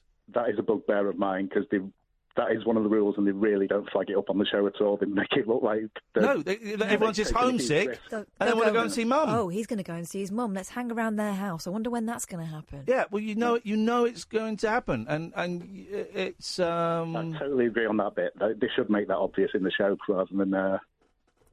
Here's the thing as well. When I was going to do it, right? They it was for 2 weeks. It meant taking 2 weeks off of this, right, and sleeping in a field. And they weren't going to pay me because it was for because it's for charity. Because it's for Stand Up for Cancer, right, which is great. Okay, they weren't going to pay me, and I was sat there going, right, but I'm going to lose. You want me to do this and lose 2 weeks' wages, but you're not going to give me. I was just going. I don't listen. I get it's for charity and stuff, but tell me, the cameraman's getting paid, right? You're getting paid, yeah. The person I'm sat here talking to, you're getting paid, right? But you don't want to pay the 6 or 8 people. The hunters are getting paid as well. Yeah, everyone else is getting paid. But sorry, you want me? What? Because you think I just really, really want to be on the telly? I'm all right, thanks. And so it didn't happen in the end. Didn't happen. That does seem a bit off. They should give you something. Jesus. For 2 weeks, you know. Yeah. Anyway, even if it's just to cover what else you'd be earning. Sorry. Even if it's just to cover what else you'd be earning. Well, yeah, exactly. Pay me the wages that I would get for doing the radio, and do you know what? I might consider it as a bit of a laugh. But no, it's the show is not very good. It's all a fraud. My plan was, Dave, Kath, what was my plan? I mean, you had some very dodgy plans. Go on, what was my best plan? I had a great plan, Dave. Listen to this. You was going to hide in plain sight, weren't you? Yeah. I'm not saying it. I was going to, you know, the lead hunter, the old guy. Yeah, Blexley, Peter Blexley. Yeah, Peter Blexley. I was going to find out where he lived, right? Break into his house, take a shit on his living room floor, film myself doing it, and then send that video to him. And that was my plan. That would have been great. That would have been great. You make some big old, save it up for like a couple of days. Big old, you can see the steam coming off it on his living room, on his living room floor. You're giving it excessive amounts of thought, David. And then take a picture of it, a little video. All right, mate. Although someone did try something similar, not with feces, but they were trying to lure the hunters to a certain place and then slash their tyres, didn't they? Yeah, he was going to slash their tyres and would slash their throats. But no, he wasn't going to slash their throats. That's what I would have. But the jig was up because obviously the cameraman had told him. Anyway, I don't know. Don't spoil. I think it's finished this week, hasn't it? So don't tell us. It has, yeah. Finished last night. Don't tell us who won, because there'll be people who taped it. Instead of doing the steamer in the middle of Blexley's living room, you stole some strawberries. So Telly won. Strawberry. Hey, get this right. Are you going to do it on your own, or I was going to do it on my own. I was going to do it on my own. Yeah. I thought you and Kath would be good at it. He's going to hide in my playhouse. Kath's not a celebrity, so she was not invited. Here's the embarrassing thing that happened the other day, right? So now I've got a shorthand because straight after the Jungle I was really recognisable. For a while after the Jungle I was quite recognisable, but now I'm just that. Do I know? Are you on telly? That's the question I get most actually. It's not do I know you now. It's are you on telly? Mm-hmm. And so the other day we'd come out of swimming, me and the boys, and we went into a local baker's just to get like a loaf of bread and a sausage roll, I think. What, like the ordinary people? Yes. And we were getting seven. The kids bought this stuff, and it's always a little bit frantic with the boys because they're nuts. And as we were leaving, the guy behind the counter went, "Are you on the telly?" And now I've got a really good shorthand. I go, "Yeah." I just go straight into it because it saves time. I go, "Yeah. I'm a celebrity. Get me out of here. I'm the strawberry guy." And everyone goes, "Oh yeah. You and that boxer flipping it." And this guy went. So I don't with strawberry the what? Oops. I don't watch that. You're the strawberry what? Sorry, what's this about strawberries? Oh no! Oh, it was awful. Well, at least you didn't tell him about the pig's fanny. I'm the pig's fanny guy, and I had to go. Oh no, it's nothing. You might have seen me on Good Morning Britain. Okay, bye. so I'm dropping that line. I'm dropping that shorthand. Dave, thank you very much indeed. 03444991000. Let's go. We will get your story, Catherine. Oh, it's all right. It's fine. I promise. But first of all, I'm going to get rich on my own. Say hello to Rhythmic Paul. Oh, Rhythmic Paul. Dun-dun-dun-dun. Glaswegian greetings. Oh, that's menacing. Oh, is it? Well, yeah, because A Glasgow kiss. Okay, well, that's racist. Oh, yes, yeah. No, I called specifically to add a new hashtag to the late night alternative landscape, if I may. Please do, Paul. Yes, this is what we want. This is hashtag I'm with Iain. Reason being, because I've spent since I moved up here, I've had a commute, so I've been catching up with all of your shows, and each and every time somebody phones up to have a go, see if they can get one up on you, they're wrong. They're just plainly wrong. So I'm surprised I can hear. I'm surprised I can understand you so well with your tongue so far up my ass. But you know what? I'm loving it. I am loving it. Paul is a very talented musician, very talented artist. Works with some of the greatest Hang on a orchestras minute, in the he's world. doubling back, Paul. He works with some of the greatest orchestras in the world. Tours the world, plays all over the world. And this guy really, really knows his stuff. Turns out you're both very flexible. He really knows his stuff. He's a handsome guy. He's got a beautiful wife. They live a very luxurious lifestyle. This is what I want. I want successful, talented, beautiful people on my team. And Paul is right at the front of the queue. Yeah. Hashtag I'm with Iain. Oh, Paul, bless you. And how many people, Paul, pick up on this hashtag when you use it? Well, I haven't used it yet, but I'm introducing it to the landscape of late night radio. Okay, well you do that. You try it. Let me know how it goes, as I do not have Twitter at the moment. And yes. Yes, and you do that, and we'll see you in Glasgow. I've got to set up the tickets otherwise. Yeah, otherwise you won't see anyone. What's the date? Isn't it like the 15th of February? Don't ask me. I don't know. Is it the 15th today? Today? Today. Is the 15th, yeah. Yeah, well, what do you want to... Well, actually, it's 16th now. No, when you're coming. Oh, I'm so sorry, I misunderstood. Hang on, sorry. Are you still with Iain? But you should be a little bit clearer, Paul, if you want to be in my gang. I think it's in July or June. Let me have a little look. Yeah, something beginning with J. Something, Kiss are in July. Shaftesbury is in July the 6th, so it'll be June. I'm going to go to June. Tuesday, June the 25th. We only got Love in the studio. Have we? Yeah. Oh yes. You didn't tell me that. No, I know. I was keeping it as a surprise for tonight. Thanks very much, Paul. You've just ruined it. June. I might not have written it down. Saturday, June the 1st. The Rabbit Hole will be coming to Glasgow. Saturday, June the 1st. And all night of June the 1st, we'll be driving home. Yes, mate. Yes. Oh, my God. I've got a concert. No. What time's the show? What time's your concert?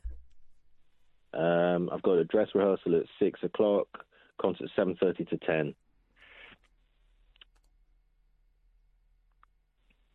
Got it. Okay. Turns out he's not with Iain. That guy's... Say that again. Turns out he's not with Iain. There we go. That guy's a loser. He's a scumbag. Well, the show is obviously sort of 7 till 10. That's when shows are. Listen, he's only a percussionist. They won't notice if he's not there.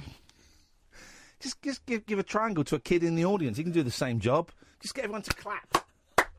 Come on, mate. No. Drum machine, isn't it? Outrageous. That fans like that, plastic fans, I call them. I don't want anything to do with them. They denigrate the name of the late night alternative. They drag this name through the mire. We wallow in the mire with those guys, and I don't want to wallow in any mires with those guys. Scumbag, absolute scumbag. Ban that guy. Let's go to Blake. Good evening, Blake. Good evening. How you doing? I'm okay, Blake. I'm okay. What you got for us? Just wanted to talk about a couple of news stories that I'd witnessed today. Okay, some news stories you've witnessed. All right, let's do it. Yeah, absolutely right. So, the first one was about there was a dwarf. Someone was actually pickpocketed a dwarf. And sort of, how could anyone stoop so low? Your voice is so low, Blake, but lower than usual. That I'm feeling it in. I'm feeling it in my feet, but I'm not feeling... It's brown noise. It's brown noise. So they I'll try and speak a little bit more clearly for you. 1 moment. Go on. I just wanted to speak as well. The other day I went on a date with this girl. Hang on. Are you doing gags? I was I don't know what you mean by that, but I was on a date with this girl, and so yes, we went to a bar. And was there a dwarf that was being pickpocketed? No, that was a story I'd actually witnessed on the news earlier on today. Who witnesses stories? Are you high?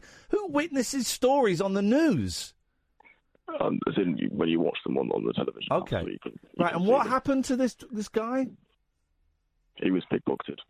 Okay, great story. So what's what's the next one, Blake? So, like I said, I was on a date with this girl. I was in a bar, and she asked me. I said to her, actually, I asked her. I said, "Oh, hang on, you're right. Okay, oh, jeez, all right. What would you like to drink?" Yeah. She said, "I'll have a tonic water, please." Okay. So I swept her off her feet, didn't I? Oh, that was actually he turned that around right at the end. That is great. That is not great. It's a good starting point. He's turned it around. It's hovering over the cut-off button. Do it again, because Catherine's pulling the face that when she. I missed it because it's. Do it again. Do it again. Can you do it in your? Can you do it in your normal voice? In your falsetto voice. This is a normal voice. Oh, right, yeah, of course. Blake's called us before. You've called us before, haven't you, Blake? Oh yeah, I think Blake's like 16. Do it in. Can you do a falsetto voice? A falsetto voice. I mean, I can when I'm singing, but not. Can you? This is my falsetto voice. I don't believe that you understand what you're talking about, mate. It's Dave Edgar Everett. Beautiful. All right then, Possum, let's hear it. Tell us the story in your Dame Edna voice, please. Which voice? The voice you just did. It sounds like Dame Edna Everett. If you don't know who that is, then shame on you. I mean, I'm terribly sorry. I don't know who that is, but I'm going to continue it in my original voice. Well, I won't understand you. But Kath can't hear it because of her ovaries. Okay, allow me to try and speak a little bit closer to the microphone. No, it's not. It's not microphone. It is. It's very difficult to understand what you're saying. If you could just somehow. I mean, that was a very good Batman impression. If you could just somehow lighten the voice a little bit, we could talk like that, and then we'd understand it. He was having a date. Yeah, and she wanted a drink, and he got her tonic water. She wanted. And he what on a first date? He swept her off her feet. He swept her. Schweppes. You mean Schweppes? He schweppes her off her feet. Doesn't quite. It doesn't quite work, but I like it. I like it. Thank you very much. Thank you very much. Right. So anyway, the next one. So I was on the news. The next one. This is another thing you witnessed. You witnessed on the news. Here we go. And essentially, there was over in Egypt. They discovered a new tomb from the ancient Egyptians. Hang on a minute. I can't understand you now. Do it again. Go on. Focus. So over in Egypt. Recently. They discovered a brand new tomb. A brand new tomb. Yeah. Yes, absolutely. They went inside and they opened up the sarcophagus. Get your friend to tell us this, because honestly, it's so low.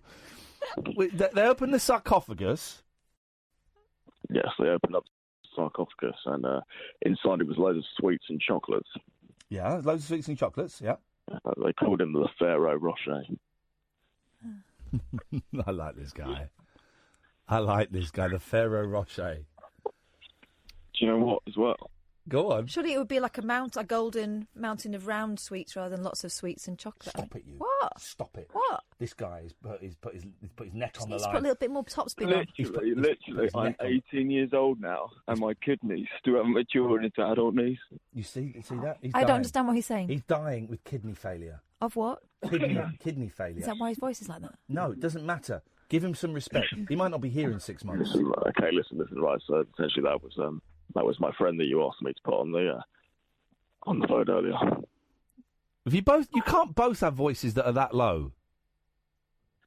No, I do believe I do believe he was trying to impersonate me. However, if you actually want to hear his original voice, this is actually Blake. I'll pass you over to the actual Blake. What?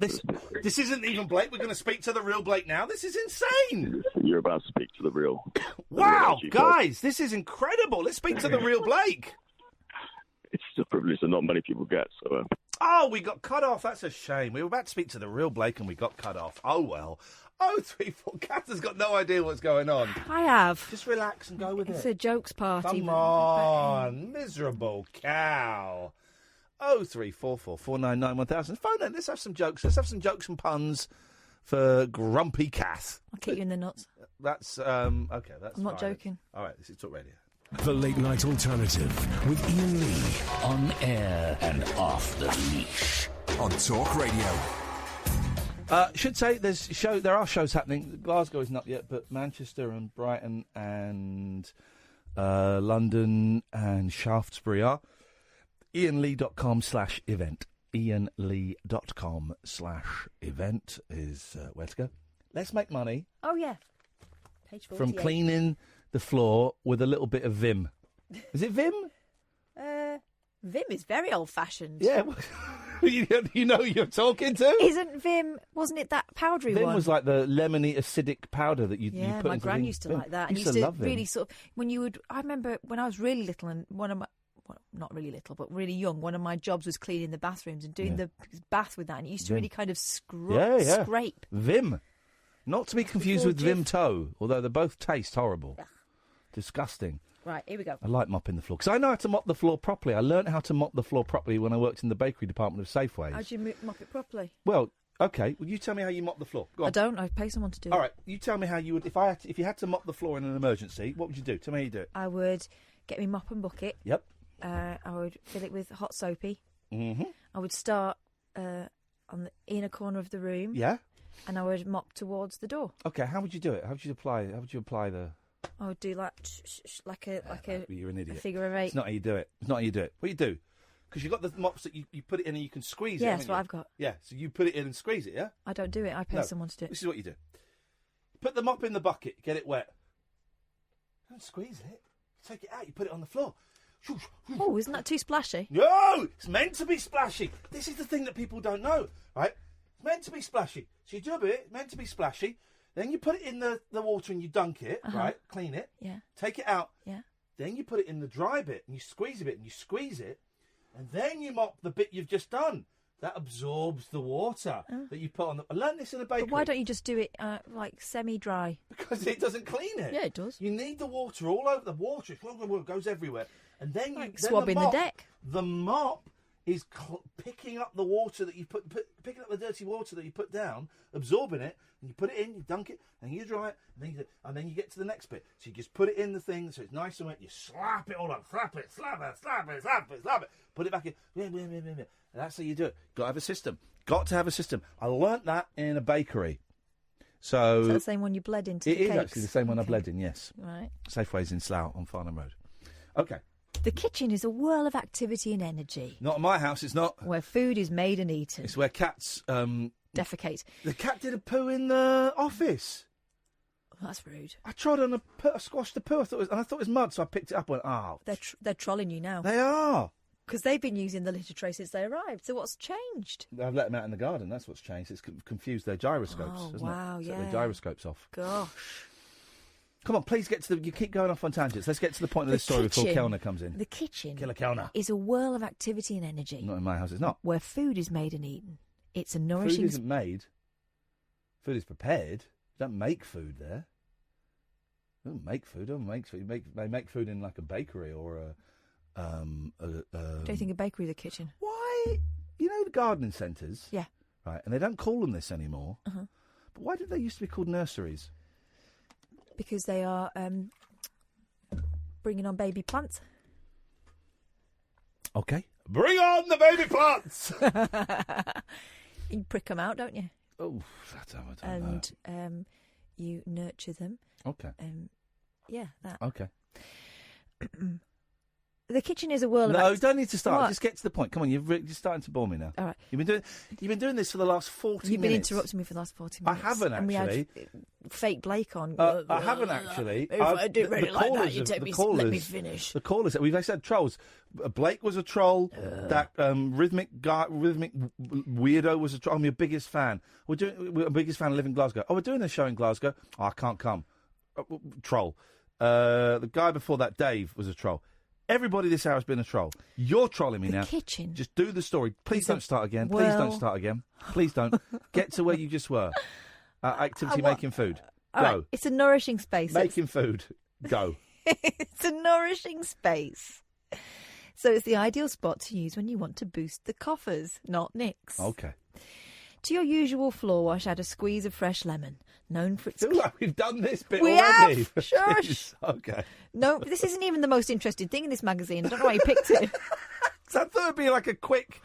It little should in. be. It's like 2 paragraphs. Well, but you it's keep taking interrupting. you an hour to not do it. Because you keep interrupting. So sorry, Amy, who's answering the phones this week. She's done a great job. Great job. I'm really sorry. This is not how to get ahead in floor radio. wash. Add a squeeze of fresh lemon, known for its cleansing powers, and a Mm. couple of drops of basil essential oil. I might get some white vinegar. Don't. I used to watch How Clean Is Your House and think, oh, yeah, I could do that. I had my own flat, and it was just me, and I kept it pristine. It's other people that ruin my houses. Anyway, I did the whole bathroom with white vinegar. Yeah. It smelled like chips for about 2 weeks. Yeah. It looked really clean. It looked beautiful. But it smelled like a chippy. Oh, really? Yeah. Because they say like white vinegar can like cure diseases. Yeah. I've got a book about uses of vinegar. Yeah, I've seen it. I asked for it for Christmas. Bloody hell. Because I saw it and I went, wow, I need that in my life. I've consulted it no times. No. Okay. Please just pick up where you left off. Yeah, it smelled like a chippy. Okay. Oh, not that bit, this bit. Terrible. I don't know what that was, but that fitted perfectly. Right. I've got no idea where that came Right, from. so we're up to the basil essential oil, like we've Okay. all got that. Yeah. If you prefer, you can make an infusion of fresh basil leaves by adding boiling water, letting it simmer, and then straining the liquid. Basil has strong money-drawing properties. Mix together with your usual floor wash and then begin to mop the kitchen floor in a circular motion, working from the outside in. As you do this, imagine you're spreading gold dust over the floor. Repeat every day for 2 weeks to see positive results. Whoa, I'm not mopping the floor every day. I wop it, I'll wop it, and then I mop it once a month if it's lucky. But actually, if I did that once a week, I'd probably save myself about 15 quid. Okay. That's what I pay the cleaner. Do you know what? I'm so busy trying to get the volume right and the Halloween music, I actually missed the story. But don't do it again. Please I've got don't a different do one. it. Okay, go on. Did you know a brownie is a spirit that, according to British folklore, would come into your house at night and clean it? No, and do a brownie the chores? is either something to get rid of your daughters for an hour every Friday brilliant. night, It's brilliant. or it's something you put a little bit of hashish in and you go to space Oh. cakes. Oh, yeah. Space cakes. Do you know what I really want to do? I want to find out whether... Roy DeLune is in the house. Roy DeLune. Roy DeLune is a renowned dream analyst and psychic phenomena guru with over 20 years' Guru? experience. Yeah, and he looks... You say guru like Mark Bolan does. What guru? Metal guru. Is it you? Why would he say metal guru? A guru. I bet he'd never even heard the word guru, and he just saw it written down. Hey, that would be great for a song. I'm going to write a song called Wooden Guru, Plastic, Metal Guru. Culture Corner on Roy's page. Jimi Hendrix claimed that his song Purple Haze was inspired by a dream. In the dream, he walked beneath the surface of the ocean and become enveloped by a purple-coloured cloud as he did so. He'd also been reading sci-fi book Night of the Light by Philip Jose And Farmer. taking LSD. Before bedtime. Yes, that will happen. All right, here's one from Agatha Winkler, 54, of Manchester. There's one what? I don't know what these are. A letter to Roy DeLune. He examines your dreams. Okay. Dear Roy. She's from Manchester, so I can do that. I had a dream that I put a big, massive wand in my bum. No, it's not. And then when I pulled it out, I had wet pants. What could it mean, please? Dear Roy, I had a vivid dream that I saw lots of people taking photos of the night sky, which was flashing with all sorts of colours. I joined in with them, but I couldn't manage to get a clear photo. They just kept coming out black. Suddenly, a huge red hologram appeared in the sky with a 3D Jesus in it. I didn't see that coming. Mate. And I knew it was the end of the world. And I was kind of glad, but also frightened. I grew up... Hang on. A 3D Jesus would just be Jesus. It was a hologram. Oh, okay, all right, okay, fine, okay. Grew up Catholic, but I lost my faith as an adult, and I was worried in my dream I might get sent to hell now. What can it mean? Hell now. Agatha Winkler, 54, Manchester. Dear Agatha, this is how I'm imagining Roy DeLune talks. Let me see his picture again. He looks like Robert Smith. He looks like a lady version of Robert. Is that is a lady? No, it's a man, Roy. Okay, but But he Roy. spells it R-O-I. So what do we think his real name is? Roy. Yeah, but Roy. Roy, yeah. Lane. Roy Lane. Royston. Roy is short for Royston, isn't I it? know, mate. I know. I only names. found out as an adult. I thought it was just Roy. Dear Agatha, That is it. something has seriously disillusioned you. You may have romanticised something or someone only to have your illusions dashed on the hard rocks of reality. You're afraid of the consequences of this, which you think could be serious.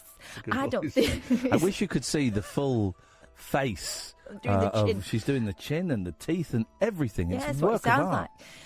like.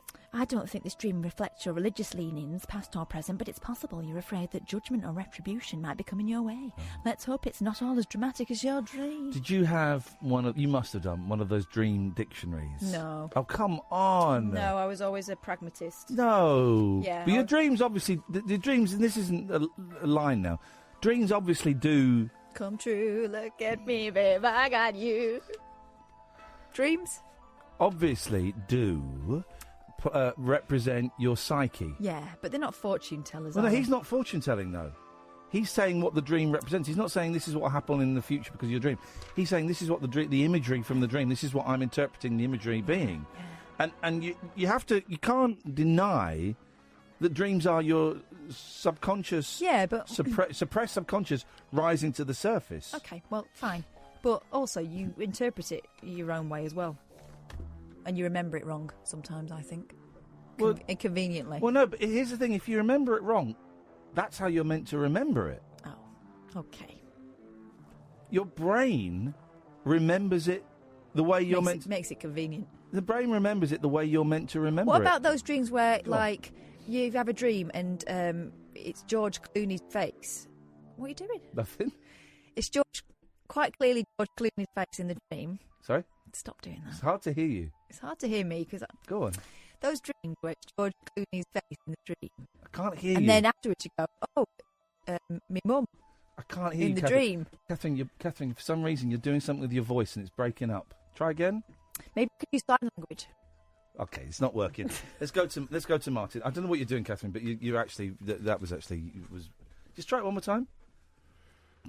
You see what I have to put up with, Martin? It's outrageous. A little bit fruity in the studio tonight. She dumped me. Wish you bloody would.